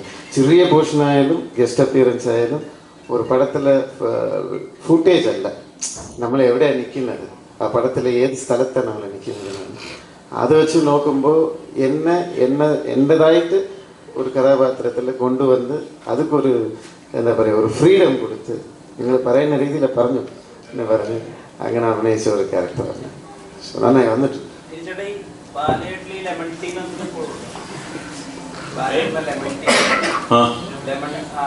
അങ്ങനെയുള്ള കഥകൾ അന്ന് ശേഷം ഉണ്ടായിരുന്ന അതിപ്പോഴും ഉണ്ടോ? അങ്ങനത്തെ കഥകൾ വരും ഇതിലോ? പുതിയ കഥകളുണ്ടോ? ഇല്ലില്ല. അത് ഇനി ഇപ്പൊ ഒരു പടം പ്രൊഡ്യൂസ് ചെയ്യാൻ പോകുന്നുണ്ട്. അപ്പൊ ഈ അടുത്ത പടത്തിൽ നമ്മൾ വേണമെന്നുണ്ടെങ്കിൽ ഇതുപോലുള്ള കഥകൾ പറയാൻ പാടില്ല എന്നുള്ള ഒരു എഗ്രിമെന്റ് ഉണ്ട്. അതുകൊണ്ട് പുതിയ കഥകളൊന്നുമില്ല. പക്ഷെ ഞാൻ പറഞ്ഞല്ലോ, ഇതൊരു ബെൽറ്റ് ആയിരിക്കും, അബാം ബെൽറ്റ് ആയിരിക്കും. ആ ഒരു ഡയലോഗ് കാരണം പുള്ളി അതിന് മുമ്പുള്ള ടിനിറ്റാണ്, ഫ്യൂ മൊമെന്റ്സ് ലേറ്ററിന് അതിന് ശേഷമുള്ള ടിനിറ്റാണ് ലൈഫ് എടുക്കുന്നത്. പുള്ളി പുതിയ വീട് വെച്ച് വേറെ സ്റ്റേറ്റിലെ ചിന്ന വീടൊക്കെ വെച്ചിരിക്കുന്നു. അതൊക്കെ ഒരു കമ്മിറ്റി നടന്നുകൊണ്ടിരിക്കുന്നു. മസ്താങ് കാർ മേടിച്ച് കുറേ ഇമ്പ്രൂവ്മെന്റ് ആയി. എനിക്ക് ഒന്നും കിട്ടിയിട്ടില്ല. പുള്ളി പുതിയ തോക്ക് മേടിച്ചിട്ടുണ്ട്. ഞാൻ സാധനങ്ങൾ വെച്ച് അത് തന്നെയാണ് ഞാൻ പറഞ്ഞത്, പുതിയ തോക്ക് മേടിച്ചിട്ടുണ്ടോ. ചില കഥാപാത്രങ്ങൾ നമ്മളിലേക്ക് എത്താൻ ഒരു അഴിച്ചുവിടുന്ന അഴിച്ചുവിടുന്ന ഒരു ഫീലിംഗ്, അത്തരത്തിലൊരു ഫീലിംഗ് ഈ ചിത്രത്തിന്റെ തീർച്ചയായിട്ടും ഉണ്ടായിരുന്നു. ഞാൻ പറഞ്ഞ ക്യാരക്ടേഴ്സ് മൊത്തം ഈ കഥയിലെ എല്ലാവരും എന്തെങ്കിലും ബോഡി ലാംഗ്വേജിലോ സംസാരത്തിലോ രൂപത്തിലോ എന്തെങ്കിലുമൊക്കെ ഒരു ഹ്യൂമർ സൃഷ്ടിക്കാൻ ഉള്ളൊരു ശ്രമത്തിലാണ്. അപ്പം എൻ്റെ ക്യാരക്ടറിന് പ്രത്യേകിച്ച് എൻ്റെ ക്യാരക്ടറിന് എല്ലാം ഉണ്ടായിരുന്നു. അപ്പോൾ അതിൻ്റെ ഡിഫിക്കൽട്ടീസ് ഉണ്ട് ആസ് എൻ ആക്ടർ. ഒരു അഴിഞ്ഞാട്ടം കളി പിന്നെ അങ്ങനെയൊക്കെ ഉണ്ട്. അതുകൊണ്ട്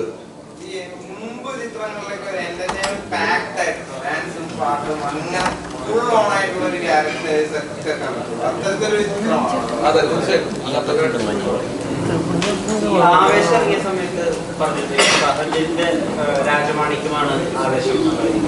അങ്ങനെയാണെങ്കിൽ ഇത് റഹ്മാൻ സാറിന്റെ ചോട്ടോ മുംബൈ, മറ്റേത് ഫഹദിന്റെ രാജമാണിക്കാണെങ്കിൽ ഇത് റഹ്മാൻ സാറിന്റെ ചോട്ടോ മുംബൈ. പടങ്ങളൊക്കെ കുറെ criticism ഇപ്പൊ ഫസ്റ്റ് ഇറങ്ങിയ പടം ഫസ്റ്റ് വീക്കില് തിയേറ്ററിൽ ആള് വരാൻ ചിലപ്പോൾ കരഞ്ഞിരുന്ന ഒരാള് അപ്പൊ ഇതിന്റെ ഒരു ടീസർ തൊട്ട് കണ്ടു തുടങ്ങിയപ്പോൾ പേഴ്സണലി എനിക്ക് തന്നെ തോന്നിയത് അതിനെല്ലാം ഉള്ളൊരു മറുപടി ആയിട്ടാണ് ഈ സിനിമ ചെയ്തിരിക്കുന്നത്. അപ്പൊ അങ്ങനെ ഒരു വാശിപ്പുറത്ത് ചെയ്ത പടമാണ്. തീർച്ചയായിട്ടും ഞാൻ പറഞ്ഞില്ലേ, അതായത് എനിക്ക് എല്ലാ തരം പ്രേക്ഷകർക്കും കൂടി കാണാൻ പറ്റുന്ന ഒരു ചിത്രം എടുക്കുക എന്നുള്ള എൻ്റെ ഒരു വാശിയായിരുന്നു. കാരണം ഈ പറഞ്ഞ പോലെ കാറ്റഗറൈസ് ചെയ്യാൻ ശ്രമിക്കുന്ന പോലെ എനിക്ക് തോന്നിയിട്ടുണ്ട് ഒരുപാട്. അപ്പൊ അതിനുള്ള ഒരു മറുപടി എന്നുള്ള രീതിയിൽ തന്നെയാണ് ഈ ചിത്രം എടുത്തിട്ടുള്ളത്. പിന്നെ ഇതില് മറ്റൊരു പ്രത്യേകത എന്താണെന്ന് വെച്ചാൽ ഇപ്പൊ റഹ്മാൻ സാറ്, ബാബു അന്നിച്ചേട്ടൻ, പിന്നെ ശങ്കർ സാറ് എല്ലാവരും ഉണ്ട്. അപ്പൊ പഴയ ആ ഒരു എന്താ പറയാ നമ്മുടെയൊക്കെ ചെറുപ്പത്തിലെ ആ ഒരു വിന്റേജ് കോമ്പോനെ തിരിച്ച് ഇത് റീഫ്രഷ് ചെയ്തിട്ട് പുതിയൊരു മാക്സ് പ്രോ ആക്കിയിട്ട് കാണിച്ചതില് അതൊക്കെ ഭയങ്കര സന്തോഷമുള്ള കാര്യമാണ്.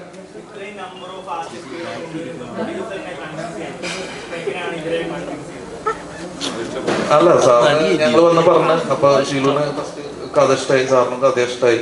അങ്ങനെ പിന്നെ ഇവരും അബ്രഹാം സാറും ഉണ്ടായിരുന്നു. ഇത്ര ആർട്ടിസ്റ്റുകളെ കിട്ടാൻ ഒരു കാര്യം കൂടെ പറയാം. ഈ പടത്തില് ഈ പടത്തില് വന്ന ആർട്ടിസ്റ്റ് എല്ലാം ഇഷ്ടപ്പെട്ട അഭിനയിച്ചിരിക്കുന്നത്, ഞാൻ ഉൾപ്പെടെ. വേറൊരു കാര്യം പറയാം, ബാലചേട്ടൻ പൈസ പോലും മേടിച്ചിട്ടില്ല.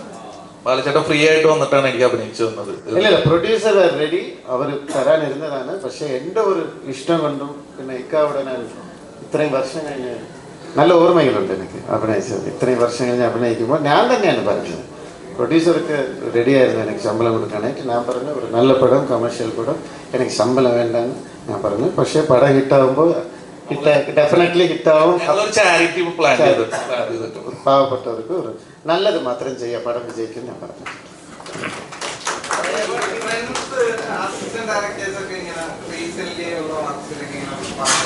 ഈ റഹ്മാൻ സാറൊക്കെ സത്യം ഈ മമ്മൂക്കാല ഈ ഒരു കാറ്റഗറിയിലേക്ക് പറയുന്നത് സ്ക്രീൻ പ്രസൻസിന്റെ കാര്യത്തിൽ എന്താണ് ഇദ്ദേഹത്തിനൊക്കെ ഈ ഗണത്തിൽ കൂട്ടുന്നതെന്ന് സ്ക്രീൻ പ്രസൻസിന്റെ ആ മോണിറ്ററിൽ കാണാൻ പറ്റുന്നൊരു ഫീലുണ്ടല്ലോ, അത് ഇങ്ങനെ പലപ്പോഴും ഇങ്ങനെ ഷെയർ ചെയ്തിട്ടുണ്ടായിരുന്നു.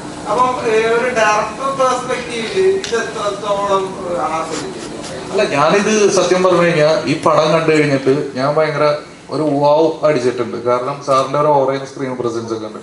അപ്പൊ എനിക്ക് സത്യം പറഞ്ഞു കഴിഞ്ഞാൽ എനിക്ക് പേഴ്സണലി ഭയങ്കര വിഷമമായി. അതായത് സാർ എന്തുകൊണ്ട് ഇത്ര നാള് ഇങ്ങനത്തെ ഒരു സാധനം ചെയ്തില്ല, അല്ലെങ്കിൽ ഇപ്പൊ ഈ സിനിമ ഇതിങ്ങനെ ഹിറ്റായി കഴിഞ്ഞാൽ ഇതിന്റെ ഗുണം മറ്റുള്ള ഡയറക്ടേഴ്സിനും എല്ലാവർക്കും കൂടി. ഒന്നാമതേ ഇവിടെ മലയാളത്തിലെ ആർട്ടിസ്റ്റുകളുടെ ഡേറ്റ് കിട്ടാൻ ഭയങ്കര ബുദ്ധിമുട്ടാണ്. അപ്പൊ സാറിനെ പോലെ ഒരാള് വീണ്ടും വന്ന് ഇതേപോലെ മാസീവ് ഇമ്പാക്ട് ഉള്ള മാസ് കോമഡി എല്ലാം കലർന്നിട്ടുള്ള ഒരു ഫിലിമുകൾ ചെയ്യുക, അതൊക്കെ ഇൻഡസ്ട്രിക്ക് ഭയങ്കര ഗുണമുള്ള കാര്യങ്ങളാണ്. അപ്പൊ ഇനിയും ഒരുപാട് താരങ്ങൾ പറ്റും, ഞങ്ങൾക്ക് സംവിധായകർക്കൊക്കെ ഞങ്ങളുടെ മനസ്സിൽ കണ്ടറിഞ്ഞ് സിനിമ ചെയ്യാൻ പറ്റുന്ന അത്രയധികം താരങ്ങൾ ഉണ്ടാവട്ടെ.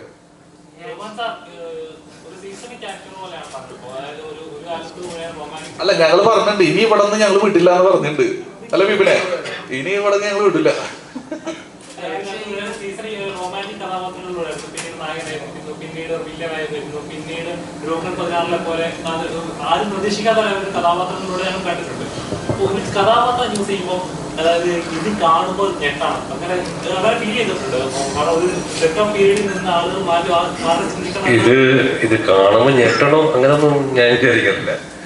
എനിക്ക് കഥ ഇഷ്ടപ്പെടണം, എൻ്റെ ക്യാരക്ടർ ഇഷ്ടപ്പെടണം, എനിക്കിഷ്ടപ്പെട്ട ഞാൻ ചെയ്യും, അത്രേ ഉള്ളൂ. വലിയൊരു തോട്ട് പ്രോസസ് ഒന്നും പോയില്ല. പക്ഷെ എനിക്കതൊരു ഡിഫറെൻ്റ് ആയിരിക്കണം. ഈ കഥയിൽ എന്താണ്, എവിടെയാണ് ഇതിൻ്റെ സ്പാർക്ക്, പ്രേക്ഷകർ ഈ സിനിമ കാണുമ്പോൾ അവിടെ അവർക്ക് എന്ത് ഇഷ്ടപ്പെടുന്നു എന്നുള്ളൊരു ചെറിയൊരു ഇത് സങ്കല്പം ഞാൻ ശ്രമിക്കും. അത് ഓരോ ഡയറക്ടർ ആ കഥ പറയുന്ന മെടുക്കുക അനുസരിച്ചിരിക്കും എന്നെ കൺവിൻസ് ചെയ്യാൻ വേണ്ടി. ഇവൻ ഈ ഒരു കഥ പറയുമ്പോൾ പോലും ഞാൻ അറ്റ്ലീസ്റ്റ് നമ്മളൊരു 3-4 സിറ്റിംഗ് ഇടുന്നു ഞാനൊന്ന് ഓക്കെ പറയാൻ.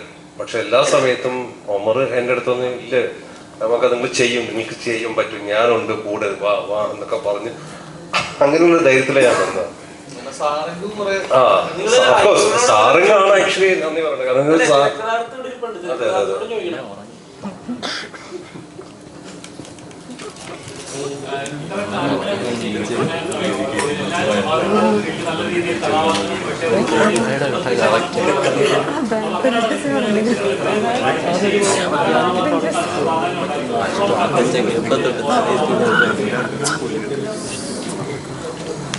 അതായത് ഓരോ ക്യാരക്ടേഴ്സിനും ഇപ്പോൾ ഒരു സീനിൽ വന്നു പോകുന്ന ക്യാരക്ടർ ആണെങ്കിൽ കൂടെ ഈക്വൽ ഇമ്പോർട്ടൻസ് എന്ന് പറയുന്നില്ല. പക്ഷെ എല്ലാവർക്കും ഒരു ഇമ്പോർട്ടൻസും കൃത്യമായ സ്പേസും കൊടുക്കാൻ ഭയങ്കര ശ്രദ്ധിച്ച് തന്നെയാണ്, അത് എഴുത്തിലെ ശ്രദ്ധിച്ചിട്ട് തന്നെയാണ് ചെയ്തത്. പിന്നെ കാസ്റ്റിങ്ങിലോട്ട് വന്നപ്പോഴാണ് ഇപ്പൊ ചില ആൾക്കാരൊക്കെ ജസ്റ്റ് ക്യാരക്ടേഴ്സ് ആണെങ്കിലും പിന്നീട് കാസ്റ്റിങ്ങിലോട്ട് വന്നപ്പോൾ ഒരു വലിയ പ്രൊഡക്ഷൻ വന്നുകൊണ്ടാണ് അങ്ങനെ ഇത്രയും വലിയ ഒരു 75 ആർട്ടിസ്റ്റുകളുള്ള ഒരു കാസ്റ്റിങ്ങിലോട്ട് പോയത്.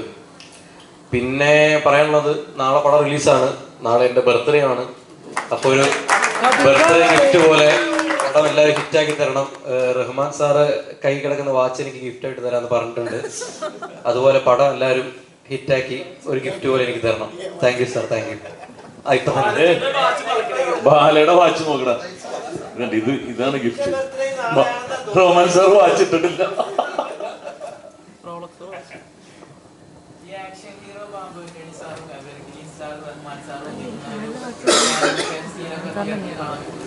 തീർച്ചയായിട്ടും തീർച്ചയായിട്ടും അങ്ങനെ ഉള്ള കുറെ മൂമെന്റ്സ് ഉണ്ട് പടത്തില്. തിയേറ്റർ പൂരത്തിനുള്ള ജനം വന്നാൽ തീർച്ചയായിട്ടും അത് പൂരപ്പറമ്പാവും.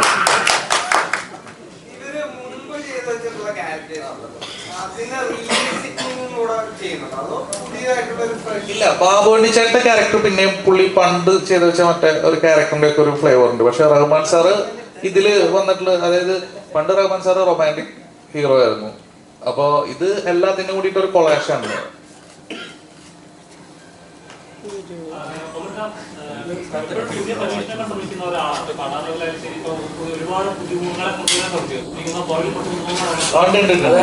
ഒന്ന് കിട്ടിക്കോ.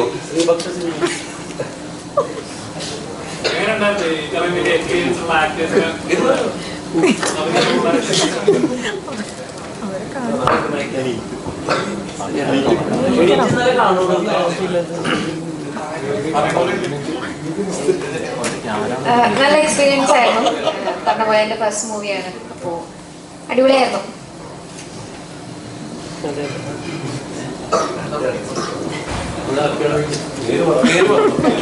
ഹായ്, എൻ്റെ പേര് ഷനാനാണ്. ഹായ്, എൻ്റെ പേര് ആര്യ മേനോൻ. എൻ്റെ പേര് അമൃത. നമസ്കാരം, എൻ്റെ പേര് അർജുനാണ്. അല്ല, ഇത് സത്യം പറഞ്ഞാൽ നല്ലൊരു എക്സ്പീരിയൻസ് ആയിരുന്നു. എൻ്റെ ഫസ്റ്റ് മലയാളം മൂവിയാണ്. ഞാൻ റഹ്മാൻ സാറിനെ കണ്ട് ആദ്യം 2015 മഴവിൽ മനോരമ ഡീപ്പോ ഡാൻസിലാണ് സാറിനെ കണ്ടിട്ടുണ്ടായിരുന്നത്.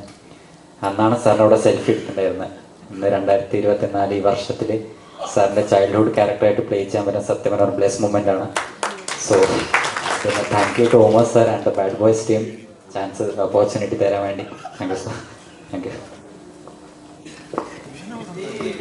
നമ്മുടെ താരങ്ങളെ കാണാൻ നേരത്തെ ഇങ്ങനെ ഒബ്സർവ് ചെയ്യാൻ അവരെന്ത് ചെയ്യുന്നു, എങ്ങനെ ഇരിക്കുന്നു, ആ ഒരു ഒബ്സർവേഷൻ നിങ്ങൾക്ക് എപ്പോഴും ഉണ്ടാവും.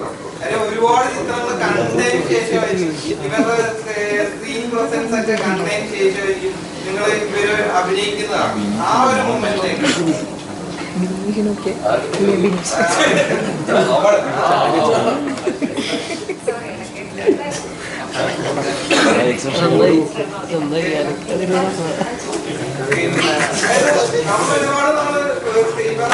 താരങ്ങളുമായിട്ട് അഭിനയിക്കാൻ നടത്തിയ സ്ക്രീൻ പ്രസൻസ് ഒക്കെ കണ്ട് ഒരു മൊമെന്റ് ചെയ്തതിന്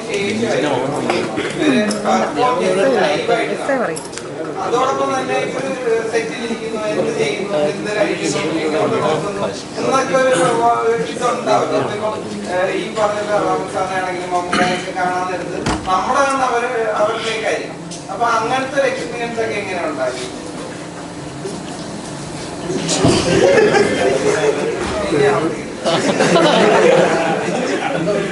അങ്ങനെ ചോദിച്ചു കഴിഞ്ഞാൽ Rahman sir, of course Rahman സാറിനെ നേരിട്ട് കണ്ടപ്പോൾ ഒരു വാ മൊമെന്റ് ഉണ്ടായിരുന്നു. റഹ്മാൻ സാറിനെ മാത്രമല്ല, ഷെലി മാമിനെയും ആൻസൺ ചേട്ടനെയും എല്ലാവരെയും കണ്ടു. ബിബിൻ ചേട്ടനെയും സെന്റിൽ ചേട്ടനെ അല്ല പറയുവാ എല്ലാവരെയും, അതെ തിങ്ങിട്ടും ചേട്ടനെ എല്ലാവരെയും, ബാലസാറിനെ എല്ലാവരെയും കണ്ടപ്പോൾ ഒരു വാ മൊമെന്റ് ഉണ്ടായിരുന്നു എന്തൊക്കെയായാലും. പിന്നെ റഹ്മാൻ സാർ ഡാൻസ് കളിക്കുന്നത് കണ്ടപ്പോൾ ഓ അടിപൊളിയായിട്ട് തോന്നിയായിരുന്നു. അത് ഞാനല്ല, ഡയറക്ടർ സാറാണ്. അത് ആൻസൺ ചേട്ടൻ എല്ലാവരും. അപ്പൊ അതെ, സാറിനുള്ള പനിയായിരുന്നു. അപ്പൊ അതുകൊണ്ട് ബിബിൻ ചേട്ടൻ എല്ലാരും അടിപൊളിയായിട്ട് ചെയ്തു. ആൻസൺ ചേട്ടന്റെ പേരായിട്ടാണ് ഇതിൽ ചെയ്യുന്നത്. ആൻസൺ ഈ പടത്തിൽ ഒരു ഉമ്മ വെച്ചിട്ടുണ്ട്, അതേ കുറിച്ച് ആരെങ്കിലും സംസാരിക്കുന്നത്? ഞാൻ പബ്ലിക്കലി കുടുംബക്കാരുടെ മുമ്പിൽ വെച്ച് ഉമ്മ വെച്ചാണ്. അപ്പൊ അതുകൊണ്ട് ഐ തിങ്ക് ഇറ്റ്സ് അപ്രൂവ്ഡ് അല്ലേ? ഉമ്മ വയ്ക്കാം അല്ലേ? അല്ലേ?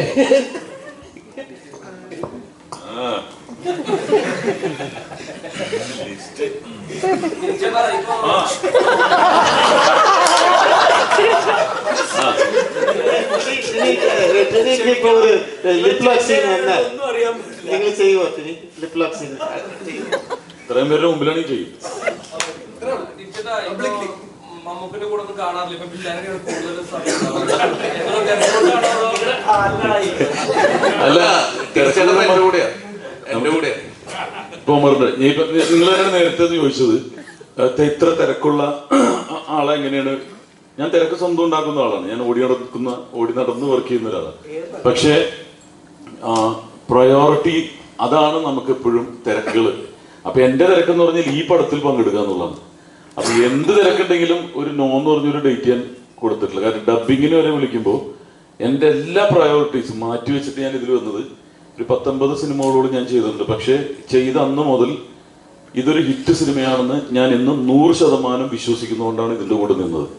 അപ്പൊ നാളെ അത് നിങ്ങൾക്ക് തിയേറ്ററിൽ അത് എക്സ്പീരിയൻസ് ചെയ്യാൻ സാധിക്കും. എന്തുകൊണ്ട് ഇതിൻ്റെ അകത്ത് ഇത്രയും ആർട്ടിസ്റ്റുകൾ ഇത്ര ആത്മാർത്ഥമായിട്ട് നിൽക്കാൻ കാരണം എന്ന് പറഞ്ഞാൽ ആ ഒരു ഹിറ്റ് വൈബ് ഫസ്റ്റ് ദിവസം പോലെ എനിക്ക് ഫീൽ ചെയ്തിരുന്ന ആ ഒരു ബ്ലെസ്സിങ് ഉള്ളൊരു സിനിമയാണ്. അപ്പൊ തീർച്ചയായിട്ടും നാളെ ഈ പറഞ്ഞ ഉത്തരം നിങ്ങൾ റിവൈൻഡ് ചെയ്തിട്ട് നോക്കിയിട്ടുണ്ടെങ്കിൽ സാധിക്കും എന്തുകൊണ്ടാണ് നമ്മൾ എല്ലാ തിരക്കും മാറ്റിയിട്ട് ഒമറിന്റെ കൂടെ തന്നെ നിന്നതെന്നുള്ളത്. പിന്നെ മമ്മൂക്കയുടെ കൂടെ നിൽക്കാത്തെന്ന് പറഞ്ഞാൽ അല്ല ഇവരുടെ എല്ലാം ചീഞ്ഞോണല്ല, എല്ലാ വിറ്റൻസിന്റെ ഇത് മമ്മൂക്ക ഞാൻ തിരക്കാണെന്ന് അറിയുന്നത് കാണുന്നതാണ് ഇഷ്ടം ഇന്ന സിനിമയിൽ. കാരണം അവിടെ തന്നെ നിൽക്കാനല്ലല്ലോ നമ്മൾ വന്നിരിക്കുന്നത്. അദ്ദേഹത്തിൽ നിന്ന് പഠിക്കാനുള്ളത് ഞാൻ വളരെ കുറച്ച് സമയം കൊണ്ട് പഠിച്ചു. ഒരുപാട് സിനിമകൾ ചെയ്യാൻ സാധിച്ചു. എന്ത് കാര്യം ഉണ്ടെങ്കിലും ഞാൻ അപ്പോൾ ഷെയർ ചെയ്യാറുണ്ട്. ഈ പറയുന്ന ഫോട്ടോസ് ഞാൻ റഹ്മാനിക്കാൻ കൂടി ഇരിക്കുന്ന ഫോട്ടോസ് ഷെയർ ചെയ്യാൻ അപ്പം തന്നെ തമ്പ് വരാറുണ്ട്. എപ്പോഴും കമ്മ്യൂണിക്കേഷൻ ഉള്ള ആൾക്കാരാണ്. അതാണ് വേണ്ടത്. അല്ലാതെ നമ്മളെപ്പോഴും ഞാനിങ്ങനെ കൂടെ ഉണ്ട് നിങ്ങളെ അറിയിച്ചിട്ട് കാര്യമില്ല. ഞാൻ പക്ഷെ കൂടെ ഉണ്ട് അദ്ദേഹത്തിന്റെ കൂടെ. ഏതൊരു സന്ദർഭത്തിലും അദ്ദേഹത്തിന്റെ ബ്ലെസ്സിങ്സ് നേടാറില്ല. ഇപ്പൊ നാളെ സിനിമ ഇറങ്ങുമ്പോൾ അതിനു മുമ്പ് ഞാൻ ഒരു ബ്ലെസ്സിങ് നേടും. അദ്ദേഹത്തിന്റെ എൻ്റെ ഒരു ബിഗ് ബ്രദർ തന്നെയാണ്. എനിക്കൊരു സ്മോൾ ബ്രദർ ഉണ്ട്. ഇപ്പൊ ഇനി റഹ്മാൻ സാറല്ലേ. അപ്പോൾ ഇത് തന്നെയാണ്. അപ്പൊ ഈ 75ഓളം ആർട്ടിസ്റ്റുകൾ എങ്ങനെ ഇതിൽ കോർഡിനേറ്റ് ചെയ്യുന്നുള്ളത് അതൊരു കൺട്രോളറിന്റെ കഴിവ് തന്നെയാണ്. ഇക്ബാൽ പനായിക്കുളോ ആണെങ്കിലും ഞാൻ പറയുന്നതാണ്. ഇക്ബാൽ പനായിക്കുളോ ആണെങ്കിലും പക്ഷെ യഥാർത്ഥത്തില് ദൈവം തന്നെയായിരുന്നു കൺട്രോളർ. കാരണം നമുക്ക് ഒരുപാട് നമുക്ക് പറ്റാത്ത കാലാവസ്ഥകൾ, മഴ, ചൂടെല്ലാം ഉണ്ടായിട്ട് ഒരു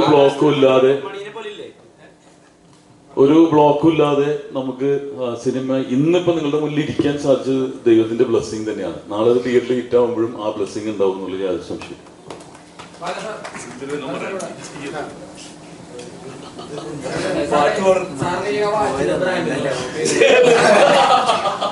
ഈ പടത്തിക്കും ഈ ചോദ്യത്തിക്കും യാതൊരു ബന്ധമില്ലാതെ വിളിച്ചു.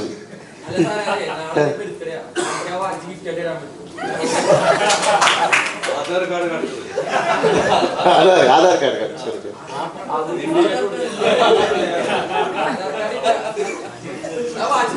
ഞാൻ ഒരു കാര്യം പറയാം. നാളെ ഈ പടം ഇറങ്ങട്ടെ. നാളെ എന്റെ വാച്ച് മോതിരം ഒന്നും ചോദിക്കരുത്. ഭാവിയിൽ വേറെ പ്രശ്നത്തിലേക്ക് ആ പേര് ഞാൻ പറയാനുള്ള ജോൺസൺ ആൻസൺ അതുമായിട്ട് സാമ്യമുള്ള ഈ പ്രസ് മീറ്റിനിടയ്ക്ക് ഇവരൊരു മീറ്റിംഗ് വെച്ച് എനിക്ക് വേണ്ടി മാത്രമേ സംസാരിച്ചിട്ടില്ല. എന്താ വെച്ചാൽ ഈ പടം ഒന്ന് ഇറങ്ങട്ടെ. ഈ പടം ഇറങ്ങിക്കഴിഞ്ഞാൽ ഇതിൽ അഭിനയിച്ച എല്ലാ ആർട്ടിസ്റ്റുക്കും നല്ല ഒരു മാർക്കറ്റ് വരും. നല്ല പടങ്ങൾ, കുറേ പടങ്ങൾ വരട്ടെ. എല്ലാവരും ഇതുപോലെ വാച്ച് ചെയ്തിട്ടെ. നിനക്ക് കുറേ ബർത്ത്ഡേ വരട്ടെ. ഇവർ കയ്യിലേന്ത് പിടിങ്ങി നീ ആഘോഷിക്കും. നിന്റെ പേരെന്താ? വിഘ്നേഷ്. നിന്റെ ചാനൽ ഏതാ? ശരി, വീട്ടിലേക്ക് വേണം തരാം കേട്ടോ. തരൻ പറഞ്ഞാൽ തന്നിരിക്കും ഉറപ്പ്. ഈ വാച്ച് അല്ല, വേറെ വാച്ച്. വാ, നീ നാളെ എൻ്റെ ഒരു റിക്വസ്റ്റാണ്. എൻ്റെ ഒരു റിക്വസ്റ്റാണ്. ഇത്രയും ദിവസത്തിൽ ഈ പടയെടുത്താലും ഇത്രയും ആക്ടേഴ്സ് വെച്ചിട്ട് നമ്മുടെ ഈക്ക ഉൾപ്പെടെ ഒരു പുതിയ ഗെറ്റപ്പില് അത്രയും ഒരു ഹാർഡ് വർക്കിലാണ് ഈ പടം നാളെ ഇറങ്ങുന്നത്. മനസ്സുകൊണ്ട് നിങ്ങളടുത്ത് ഞാൻ ഒരു കാര്യം പറയാൻ, പടം ഇഷ്ടപ്പെട്ടാൽ ഇതൊന്ന് ഹിറ്റാക്കി തരുമോ പ്ലീസ്? ഹിറ്റാക്കില്ല. ഇത് ആത്മാർത്ഥമായ, കാരണം ഇപ്പോൾ ഇൻഡസ്ട്രിയിലെ എന്തൊക്കെ കഷ്ടങ്ങൾ നടക്കുന്നതെന്ന് അറിയാം. ഓരോരുത്തരുള്ളിൽ നമ്മളിപ്പോൾ ചിരിച്ചുകൊണ്ട് വിടുന്നാലും ചില വേദനക്കുള്ള കാര്യങ്ങളൊക്കെ മനസ്സിനകത്തുണ്ട്, ഇല്ലെന്ന് പറയാൻ പറ്റില്ല, കലാകാർക്ക് ഉണ്ട്. പക്ഷേ ഒരു പടം വിജയിക്കുമ്പോൾ അതിലൊരു ഭാഗമാകുമ്പോൾ എല്ലാ കഷ്ടങ്ങളും മാറി ഈ വ്യവസായം, സിനിമ എന്ന് പറയുന്ന വ്യവസായം ഭയങ്കരമായിട്ട് വളരും. ഇതുകൊണ്ട് നടന്മാർ മാത്രമല്ല, ഡയറക്ടർ മാത്രമല്ല, പ്രൊഡ്യൂസർ മാത്രമല്ല, ഇതിൽ 24 ക്രാഫ്റ്റ് ഉണ്ട്. പാവപ്പെട്ട കുടുംബങ്ങൾ എത്രയോ പേരുണ്ട്. ഇനി ഒരു പടം വിജയിച്ചാൽ ഇനി ഒരു 10 പടം വരും. ഇതേ അബാം പ്രൊഡ്യൂസേഴ്സ് ഇനി ഒരു 30-40 പടങ്ങൾ, വലിയ പടങ്ങൾ പ്രൊഡ്യൂസ് ചെയ്യും. വിഷ്ണു മാത്രമല്ല, അതിൽ ഫിറോസ് ഉണ്ട്, ഡേഞ്ചർ ഫിറോസ്. അപ്പൊ വിഷ്ണുവിനെ ഞാൻ ഇതിൽ കാസ്റ്റ് ചെയ്യാൻ ഒരു കാരണം എന്താണെന്ന് വെച്ചാൽ, ഞാൻ ബിഗ് ബോസിൽ ചെന്ന് ആ ഡോർ ഓപ്പൺ ചെയ്ത് നേരെ കയറി വഴി തന്നെ വിഷ്ണു എന്നോട് ചോദിച്ചു, ആരെ മനസ്സിലായില്ലല്ലോ എന്ന് ചോദിച്ചു. അങ്ങനെ എന്തോ ചോദിച്ചു അവൻ എൻ്റെ അടുത്ത്, അല്ലേ ആരാണ് മനസ്സിലായില്ല എന്ന് പറഞ്ഞു. അപ്പൊ ഞാൻ മനസ്സിൽ തീരുമാനിച്ചു, നിന്നെ എൻ്റെ അടുത്ത പടത്തിൽ ഞാൻ അഭിനയിപ്പിക്കൂടാന്ന്. അതുകൊണ്ടാണ് വിഷ്ണുവിനെ വിളിപ്പിച്ചത്. ഇപ്പൊ അവന് മനസ്സിലായി ഞാൻ ആരാന്ന്.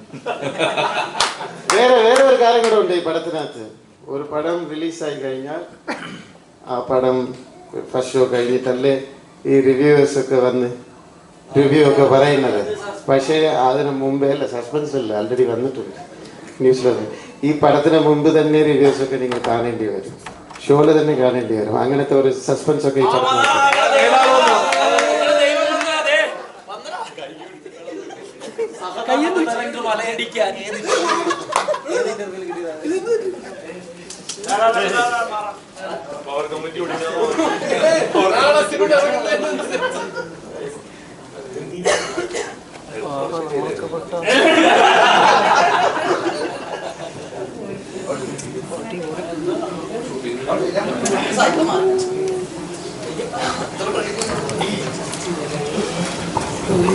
ബോൺ ആർട്ടിസ്റ്റാണ്, അതാണ് ബോൺ ഓടിച്ചത്.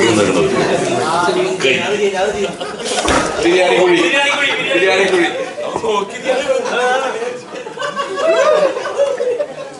കോമഡി ഒക്കെ പറഞ്ഞ് താരമായിട്ടിരിക്കല്ലേ?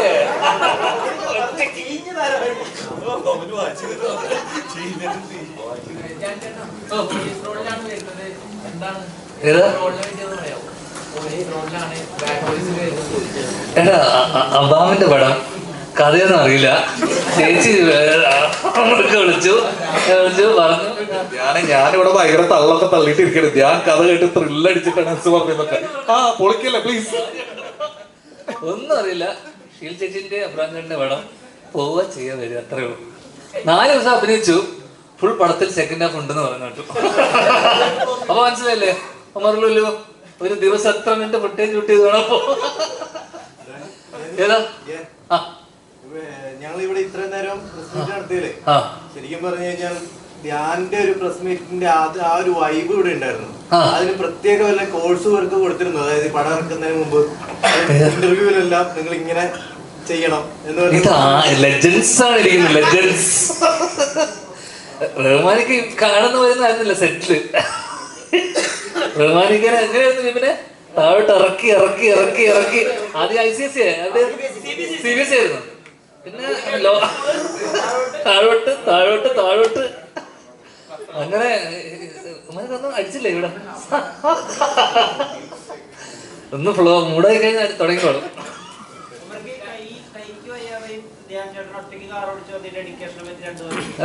വിഷ്ണു മതി മതി, നീ എന്താണ് പക്ഷെ പടത്തില് impact total second half Dhyan തന്നെ ഞെട്ടിപ്പോയി. ധ്യാൻ ഡബ് വന്നിട്ട് ആടാ 2023-24 കാലഘട്ടത്തിൽ ജാംഷേട്ടാണ് കൂടുതൽ പടങ്ങൾ ചെയ്തിട്ടുള്ളത്. കൂടുതൽ ഡയറക്ടേഴ്സ് അസോസിയേറ്റ് ചെയ്തത് ഏകനടൻ ജാൻസിദാസാണ്. അതിൽ നിന്ന് എന്ത് വ്യത്യാസമാണ് ബംഗാളിയെ പോലെ പണിയെടുത്തു? സത്യം, അതൊന്ന് എന്ത് വ്യത്യാസമാണോ? എന്താണ് പഠിക്കാൻ പറ്റിയില്ല എന്ന ഡയറക്ടർ? ഏത് മറ്റേ മോശം സാഹചര്യത്തിലും എങ്ങനെയൊക്കെ അത് തരണം ചെയ്ത് ഒരു സിനിമ ചെയ്യാന്നുള്ളതും, പിന്നെ ഒരു ആ സമയത്തല്ലേ എന്റെ കേസ് നടക്കുന്നോ പ്രശ്നങ്ങൾ നടക്കുന്നോ അതൊന്നും തന്നെ സെറ്റിലോ അല്ലെങ്കിൽ ഒരു രീതിയിലും കാരണം അങ്ങനെ ഒരു സംഭവം വന്നിട്ട് പോലും അത് സിനിമേനെയോ, കാരണം നമുക്ക് പേഴ്സണൽ ലൈഫിൽ പല പല പ്രശ്നങ്ങളും കാര്യങ്ങളൊക്കെ ഉണ്ടാവും, അതൊന്നും സിനിമേനെ ബാധിക്കാൻ പാടില്ലല്ലോ. അപ്പം അങ്ങനെ ആ പ്രശ്നം എന്താ പറയുക മൂർധന്യാവസ്ഥയിൽ നിൽക്കുമ്പോഴാണ് നമ്മൾ നെക്സ്റ്റ് ഒരു പോർഷനിൽ ഷൂട്ട് ചെയ്യുന്നത്. ഇന്നും കേസ് നടന്നുകൊണ്ടിരിക്കുകയായിരുന്നു.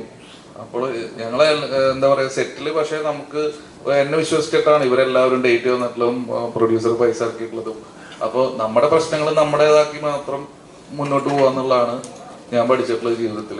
അപ്പോൾ അങ്ങനെ കുറെ പ്രശ്നങ്ങൾക്ക് നടുവിൽ പക്ക നമ്മൾ സെറ്റ് ഹാപ്പി ആക്കി കൊണ്ടുപോയി അങ്ങനെ ഷൂട്ട് ചെയ്യുന്ന പടം എന്ന് വെച്ചാൽ കോമഡി പടമാണ്, ഹ്യൂമറാണ്. അപ്പൊ അങ്ങനെ ഒരു പടം ചെയ്യുമ്പോൾ ഒരു സൈഡിൽ ഇത്രയും പ്രശ്നങ്ങൾ, മാനസികമായിട്ട് ഇത്രയും പ്രശ്നങ്ങൾ ഉണ്ടായിട്ട് പോലും ഇക്കാതെ നമ്മളെ ആരെയും തന്നെ നമ്മൾ ഷൂട്ട് ചെയ്ത അന്നത്തെ ദിവസം മാർക്കറ്റിലൊക്കെ ഷൂട്ട് ചെയ്ത സീൻ എന്നൊക്കെ പറഞ്ഞു കഴിഞ്ഞാൽ ഭീകര ഇത്രയും പ്രശ്നം എന്ന് പറഞ്ഞാൽ ഇത്രയും ആർട്ടിസ്റ്റുകളുണ്ട്, അതിലെല്ലാരും ഹീറോസ് ആണ്. എല്ലാരും ഒരു ഫ്രെയിമിന്റെ ഉള്ളിൽ മേക്കി കൊണ്ടുവരുന്ന പറഞ്ഞാൽ ഭയങ്കര സംഭവം തന്നെ. അതിന് ഒരു എന്താ ടാലന്റഡ് ഡയറക്ടറിനെ അത് പറ്റൂ അല്ലേ?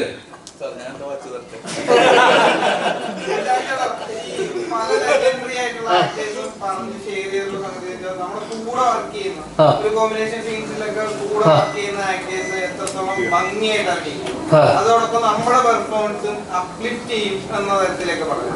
ഇപ്പം ഇപ്പൊ റഹ്മാൻ സാറാണ്, ഭാവൻ ചേട്ടൊക്കെ ആണെങ്കിലും വേറെ ടെറൈനിൽ നിൽക്കുന്ന ആക്ടേഴ്സ് ആണ്.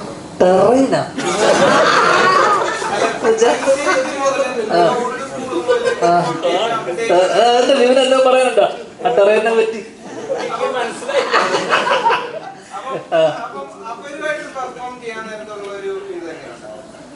എടാ പക്ഷെ എന്റെ ഒരു എക്സ്പീരിയൻസ് കഴിഞ്ഞ കുറച്ച് കാലയളവിലുള്ള എന്റെ എക്സ്പീരിയൻസ് റഹ്മാനിക്കൊക്കെ ഇല്ലല്ലോ. അല്ല അങ്ങനെയല്ല ഞാൻ പറഞ്ഞ, നമ്മള് ഓപ്പോസിറ്റ് ഇവരോടെയൊക്കെ നിൽക്കുന്നത് തന്നെ നമ്മുടെ ഒരു ഭാഗ്യമായിട്ടാണ് നമ്മൾ കാണുന്നത് തീർച്ചയായിട്ടും. കാരണം നമ്മൾ ചെറുപ്പത്തിലൊക്കെ കണ്ട് എന്താ പറയുക നമ്മുടെ മനസ്സിലൊക്കെ തങ്ങി നിന്നൊരു മുഖമാണ് റഹ്മാനിക്കയുടെ. ഇന്നത്തെ മറ്റേ എന്താ പറയുക റൊമാൻറ്റിക് ഹീറോ ആണല്ലോ. അപ്പൊ ഇക്കേന്റെ ഓപ്പോസിറ്റ് നമ്മൾ നിൽക്കുന്ന സമയത്ത് നമ്മൾ നന്നാക്കണം, അല്ലെങ്കിൽ നമ്മളെ നന്നായി ചെയ്യണം, നമ്മൾ കാരണം ആ സീൻ കുളമാവാൻ പാടില്ല എന്നുള്ള ടെൻഷനായിരുന്നു ഫസ്റ്റ്. എനിക്ക് തോന്നുന്നത് എനിക്ക് ഭാവന ചേട്ടനോട് കോമ്പിനേഷൻ ഇല്ല, എനിക്ക് ഇക്കേനോടെയും ഇക്കേന്റെ ഗ്യാങ് ബാഡ് ബോയ്സിന്റെ കൂടെയാണ് എന്റെ കോമ്പിനേഷൻ മൊത്തം. അപ്പം ബാക്കി വിപിനും മാൻസനൊക്കെ നമുക്ക് നമ്മുടെ സമപ്രായക്കാരാണ്, സെന്തിലായിക്കോട്ടെ. ഇക്കേനോട് അതല്ല. അപ്പൊ നമ്മൾ തെറ്റിക്കരുത്, നമ്മളത് കറക്റ്റായിട്ട് കൊണ്ടുപോകണം. പക്ഷെ ഭാഗ്യത്തിന് അന്ന് ഞാൻ വന്ന ദിവസം ഇക്ക കുറെ തവണ തെറ്റിച്ചു, ഒരു വാക്കിൽ ഉടക്കിപ്പോയി. കുന്നംകുളം വിക്കൊക്കെ ഒരു വാക്ക് ആ പേരൊക്കെ കിട്ടിയില്ല കറക്റ്റ്. അത് ഏതൊരു കുന്നംകുളത്തിന് പകരം എന്തോ ഇക്ക അവിടെ ഉടക്കി കുന്നമംഗലോ. അപ്പൊ എനിക്കൊരു ധൈര്യം വന്നു. അപ്പൊ നമുക്ക് സ്വാഭാവികമായിട്ടും ഇത്തരം നമ്മൾ ഇതുപോലെ ലെജൻസിന്റെ കൂടെ വർക്ക് ചെയ്യുമ്പോൾ നമുക്ക് കിട്ടുന്ന ഒരു എനർജി വേറെ തന്നെയാണ്. അപ്പൊ നമ്മള് എന്താ പറയണ്ട, ആ സീൻ എത്രത്തോളം നമ്മള് കാരണം എന്താ പറയണ്ട മോശമാകാൻ പാടില്ല. പിന്നെ ഇവരുടെ ഒരു എക്സ്പീരിയൻസ് എന്നൊക്കെ പറയുന്നത് ഭീകരമാണല്ലോ. അപ്പൊ ആ രീതിയിൽ നമ്മൾ ഭയങ്കര എൻജോയ് ചെയ്ത് നമ്മുടെ കോമ്പിനേഷൻ സീനൊക്കെ തന്നെ നമ്മൾ ഭയങ്കര ആസ്വദിച്ച് ചെയ്തിട്ടുള്ള ആ സിനിമയിൽ തന്നെയുള്ള ഏറ്റവും രസകരമായ എനിക്ക്. കാരണം ഇവർക്ക് ഒരുപാട് വേറെയും കുറെ പരിപാടികളുണ്ടായിരുന്നു. എന്നെ സംബന്ധിച്ചിടത്തോളം പേഴ്സണലായിട്ട് എനിക്ക് ഭയങ്കര ഇൻട്രസ്റ്റിംഗ് ആയിട്ടുള്ള സീനുകളും എല്ലാം ഭയങ്കര ഇമ്പാക്റ്റ് ഉള്ള സീനുകളായിരുന്നു. ഞാൻ വന്ന് പോയിരുന്ന സീനുകളൊക്കെ തന്നെ ഭയങ്കര ആസ്വദിച്ച് ചെയ്തതാണ്.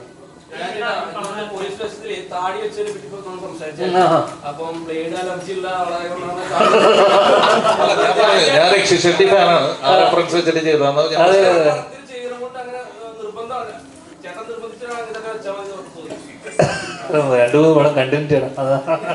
അല്ല ഞാൻ പറഞ്ഞില്ലേ, ഞാൻ ധ്യാന്റെ അടുത്ത് ചെന്ന വഴിക്കാണ് ധ്യാൻ പറഞ്ഞിരുന്നു താടി. അപ്പൊ ഞാൻ പറഞ്ഞത് ഇത് കുഴപ്പമില്ല, എനിക്ക് രക്ഷി ഷെട്ടിയാണ് എന്റെ മനസ്സിൽ.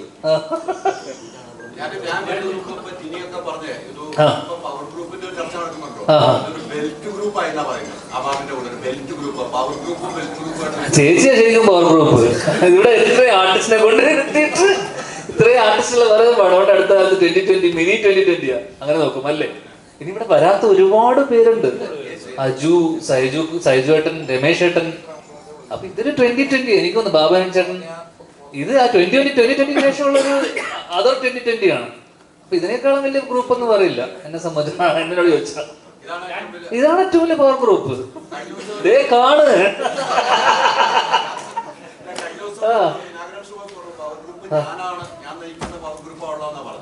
എങ്ങനെ കേട്ട്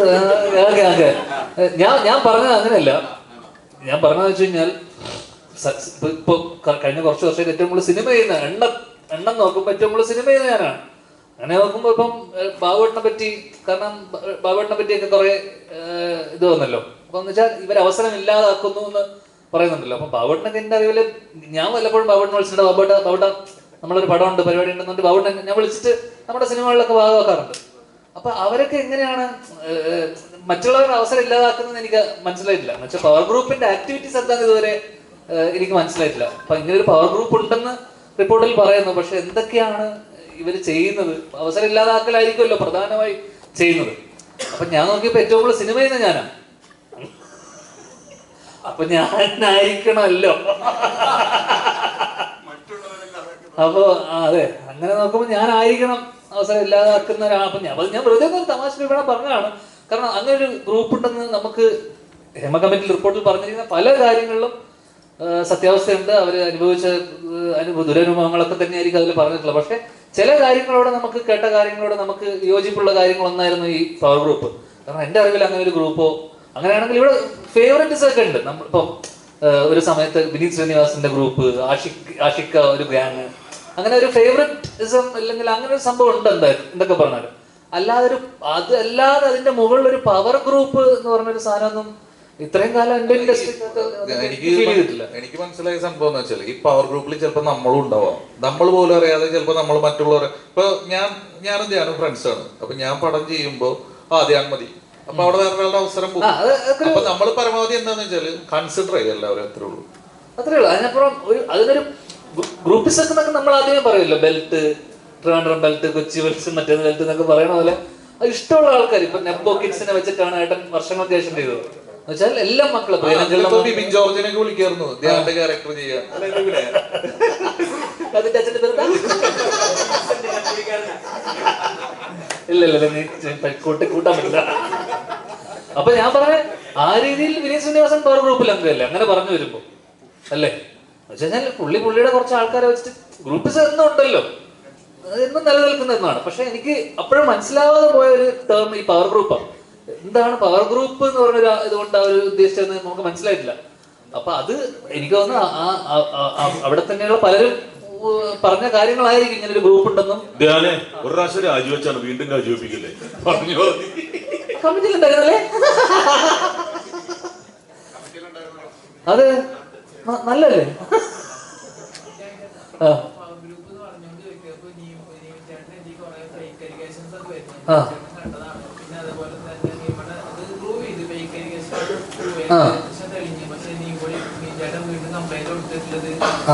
സിനിമ ഇൻഡസ്ട്രിയിൽ തന്നെ ആരോ രീതിയിലാണ് അല്ല, ആദ്യം കംപ്ലൈന്റ് കൊടുക്കേണ്ടത് മാനനഷ്ടത്തിന് ആ സ്ത്രീക്കെതിരെയാണ് കംപ്ലൈന്റ് കൊടുക്കേണ്ടത്. കാരണം അത്രയും കാലം ഇങ്ങനൊരു നിൽക്കുന്ന ഒരാളെ പറ്റി ഇങ്ങനൊരു അലിഗേഷൻ പറയുമ്പോൾ അവർ പറഞ്ഞത് തുടക്കം മുതലേ പരസ്പര വിരുദ്ധമായിട്ടുള്ള കാര്യമാണല്ലോ അവർ പറഞ്ഞത്. അതിനകത്ത് യാതൊരു അടിസ്ഥാനമല്ലെന്ന് അത് കേൾക്കുന്ന ഏതൊരാൾക്കും മനസ്സിലാവുന്ന കാര്യങ്ങളൊക്കെ തന്നെയുള്ളൂ. അപ്പൊ പിന്നെ അതിന് ഇതായിട്ട് അനുബന്ധിച്ച് ചേട്ടൻ വന്നിട്ട് ആ ഡേറ്റിൽ നമ്മുടെ ഇവിടെ വർഷങ്ങൾക്ക് ശേഷം സിനിമയിലായിരുന്നു നിവിൻ ആ സമയത്ത് 14-15 തീയതികൾ.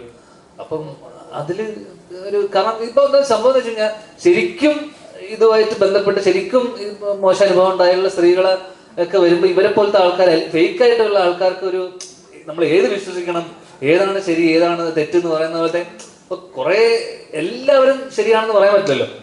അപ്പം അങ്ങനെ ഒരു കൺഫ്യൂഷൻ വരും ആൾക്കാർക്കും എല്ലാവർക്കും. കാരണം ഇന്ന് ഏതെങ്കിലും ഒരു കുട്ടി എനിക്കിങ്ങനെ ഒരു അനുഭവം ഉണ്ടായെന്ന് പറഞ്ഞാൽ ഉടനെ കേസ് എടുക്കേണ്ട ഒരു സാഹചര്യമുണ്ട്. കാരണം ആര് പറഞ്ഞാലും നെക്സ്റ്റ് സെക്കൻഡ് പ്രതിയാക്കുകയാണ്. അപ്പം അതോടൊപ്പം തന്നെ ഇതിനൊക്കെ കൃത്യമായി തെളിവില്ലെങ്കിൽ ഇതൊന്നും നിലനിൽക്കില്ല. അപ്പം ഇതിനോടൊപ്പം തന്നെ സോളിഡ് ആയിട്ടുള്ള എവിഡൻസും ഉണ്ടാവണം ഇതൊക്കെ പ്രൂവ് ചെയ്യാൻ പറ്റുന്നത്. അപ്പം അത് എനിക്ക് തോന്നുന്നു നിവിൻ്റെ എനിക്ക് തോന്നുന്നു അത് അങ്ങനെ തള്ളിപ്പോയി. അത് കൃത്യമായിട്ട് ആൾക്കാർക്കും കേൾക്കുന്നവർക്കും എനിക്ക് തോന്നുന്നു പോലീസുകാർക്കൊക്കെ മനസ്സിലായിട്ടുണ്ടാവണം ഇതിനോടകം.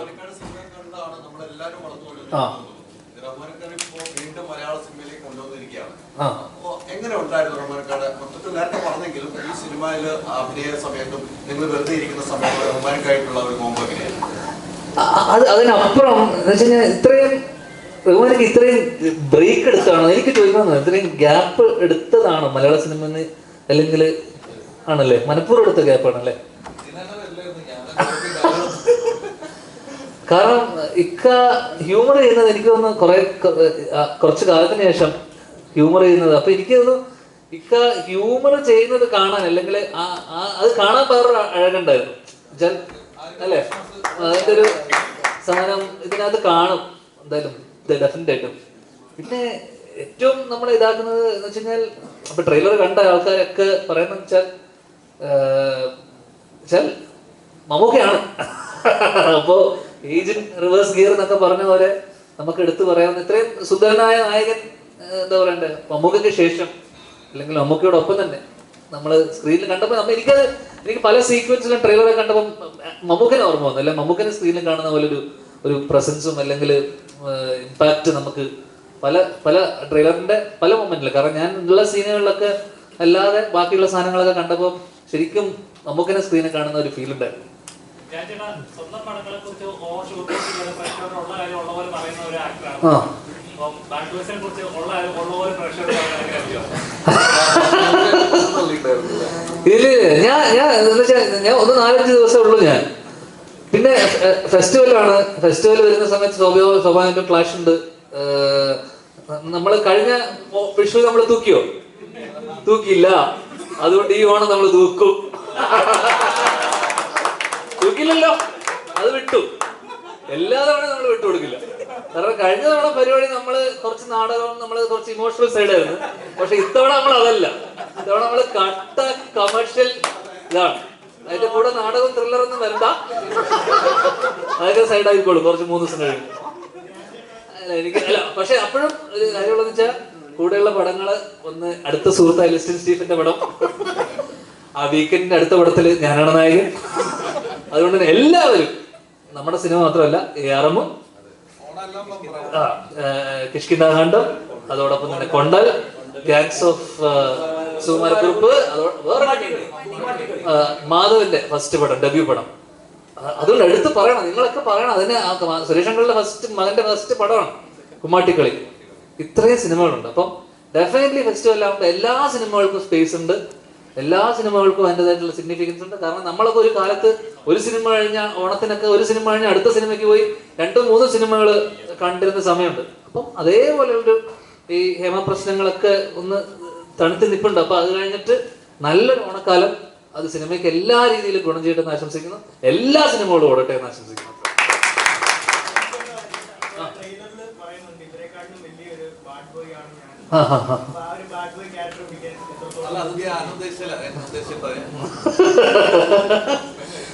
ഞാൻ ക്യാരക്ടർ ഒന്നും പിടിക്കാറില്ല, അറിയില്ല. ഞാൻ തലേദിവസം വന്ന് വേറെ പടത്തിന് വന്നിട്ട് അങ്ങനെ വന്നിട്ട് അടുത്ത പടം ചെയ്ത് പോകുന്ന ആളല്ലേ. അവർക്ക് പറയുന്ന സാധനം ചെയ്യുക പോവാന്നല്ലാതെ നമ്മള് എന്നെ സാരം ഉണ്ടായിരുന്നു ഇവിടെ അവൻ കൃത്യമായിട്ട് അവൻ എഴുതി വെച്ച എന്താണെന്നുള്ളത് അവൻ കൃത്യമായിട്ട് കാണിച്ച് പറഞ്ഞു തരുമായിരുന്നു. നമുക്ക് എളുപ്പമായിരുന്നു. അതുകൊണ്ട്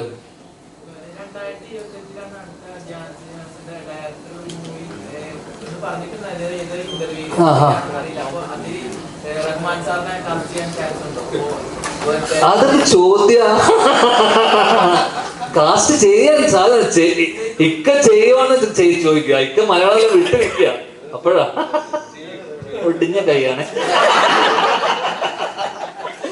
അപ്പോ അല്ല, നമ്മളൊക്കെ ഇവരുടെയൊക്കെ ഡേറ്റിന് വേണ്ടി കാത്തു നിൽക്കുന്ന ആൾക്കാരല്ലേ നമ്മള്. അതുകൊണ്ട് ഇക്ക ചെയ്യാന്ന് ഇപ്പൊ വാക്ക് പറഞ്ഞപ്പോ എന്നെ പറയുന്ന സന്തോഷം വേറെ.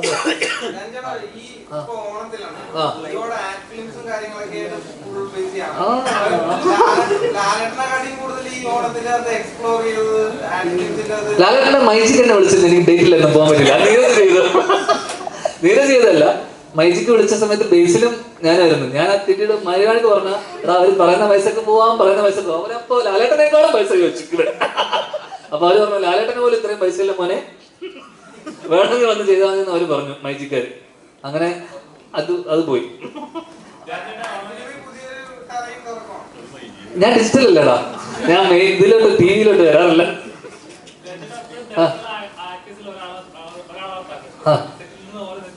പ്ലസ് പരസ്യം ഇനോഗ്രേഷൻ കട്ട് ചെയ്ത് കണ്ടിട്ടില്ല. ഇത് ഇങ്ങനെ കട്ട് ചെയ്ത് വേദന എടുക്കും.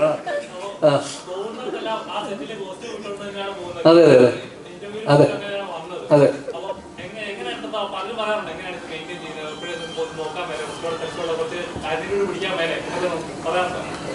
ഇതൊക്കെ പിടിച്ച സിനിമ ഇല്ലാതെ ആയിപ്പോയല്ലോ.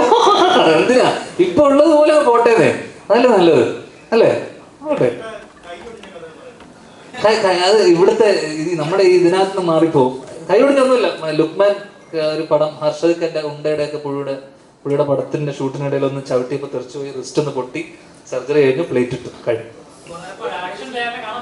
ഏതാ സോഫി ചേച്ചിയുടെ പടം ചെറിയൊരു ആക്ഷൻ ഉണ്ട്, പിന്നെ അതിനെ ഫോളോ ചെയ്യുന്ന 1-2 പടങ്ങളൊക്കെ ചെറുങ്ങനെ.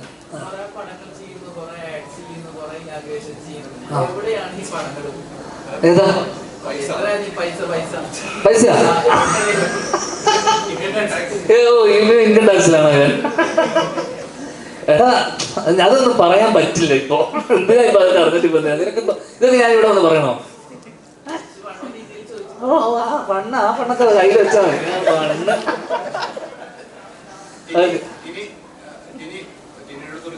കോമഡി ടൈമായി.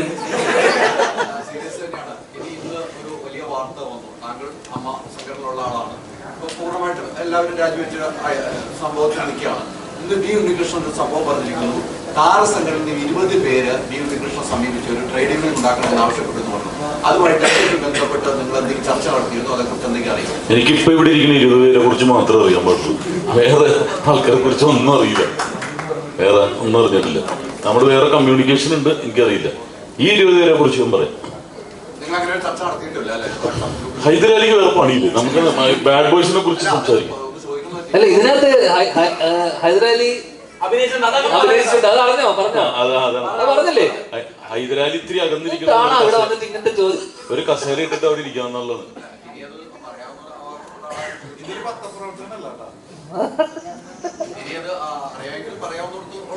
ഞങ്ങള് തമ്മിൽ അഡ്വോക്കേറ്റ് കമ്മിറ്റി ഉണ്ട്, പക്ഷെ അവര് തമ്മിൽ ആരും അറിഞ്ഞിട്ടില്ല. ഇപ്പൊ ഞാൻ സഞ്ചരിക്കുന്നത് ഈ ഗ്രൂപ്പിന്റെ കൂടെയാണ് 20 ദിവസമായിട്ട്. അപ്പൊ അതുകൊണ്ട് ഈ 20 പേരെ കുറിച്ചാണ് എനിക്കറിയാവുന്നത്. കൃത്യമായിട്ട് എല്ലാ കാര്യവും അറിയാം. ബാലയുടെ തന്നെ എല്ലാ സീക്രട്ടും എനിക്കറിയാം, ബാല ഉൾപ്പെടെയുള്ളത്. പുറത്ത് വന്ന ഷൂട്ട് ചെയ്തിട്ട്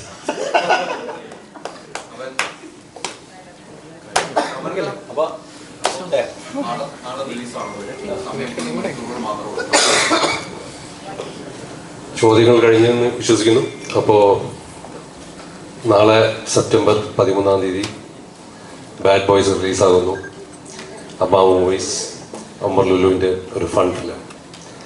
സോ നിങ്ങളെല്ലാവരും സിനിമ കാണുക, പ്രോത്സാഹിപ്പിക്കുക. Thank you very much.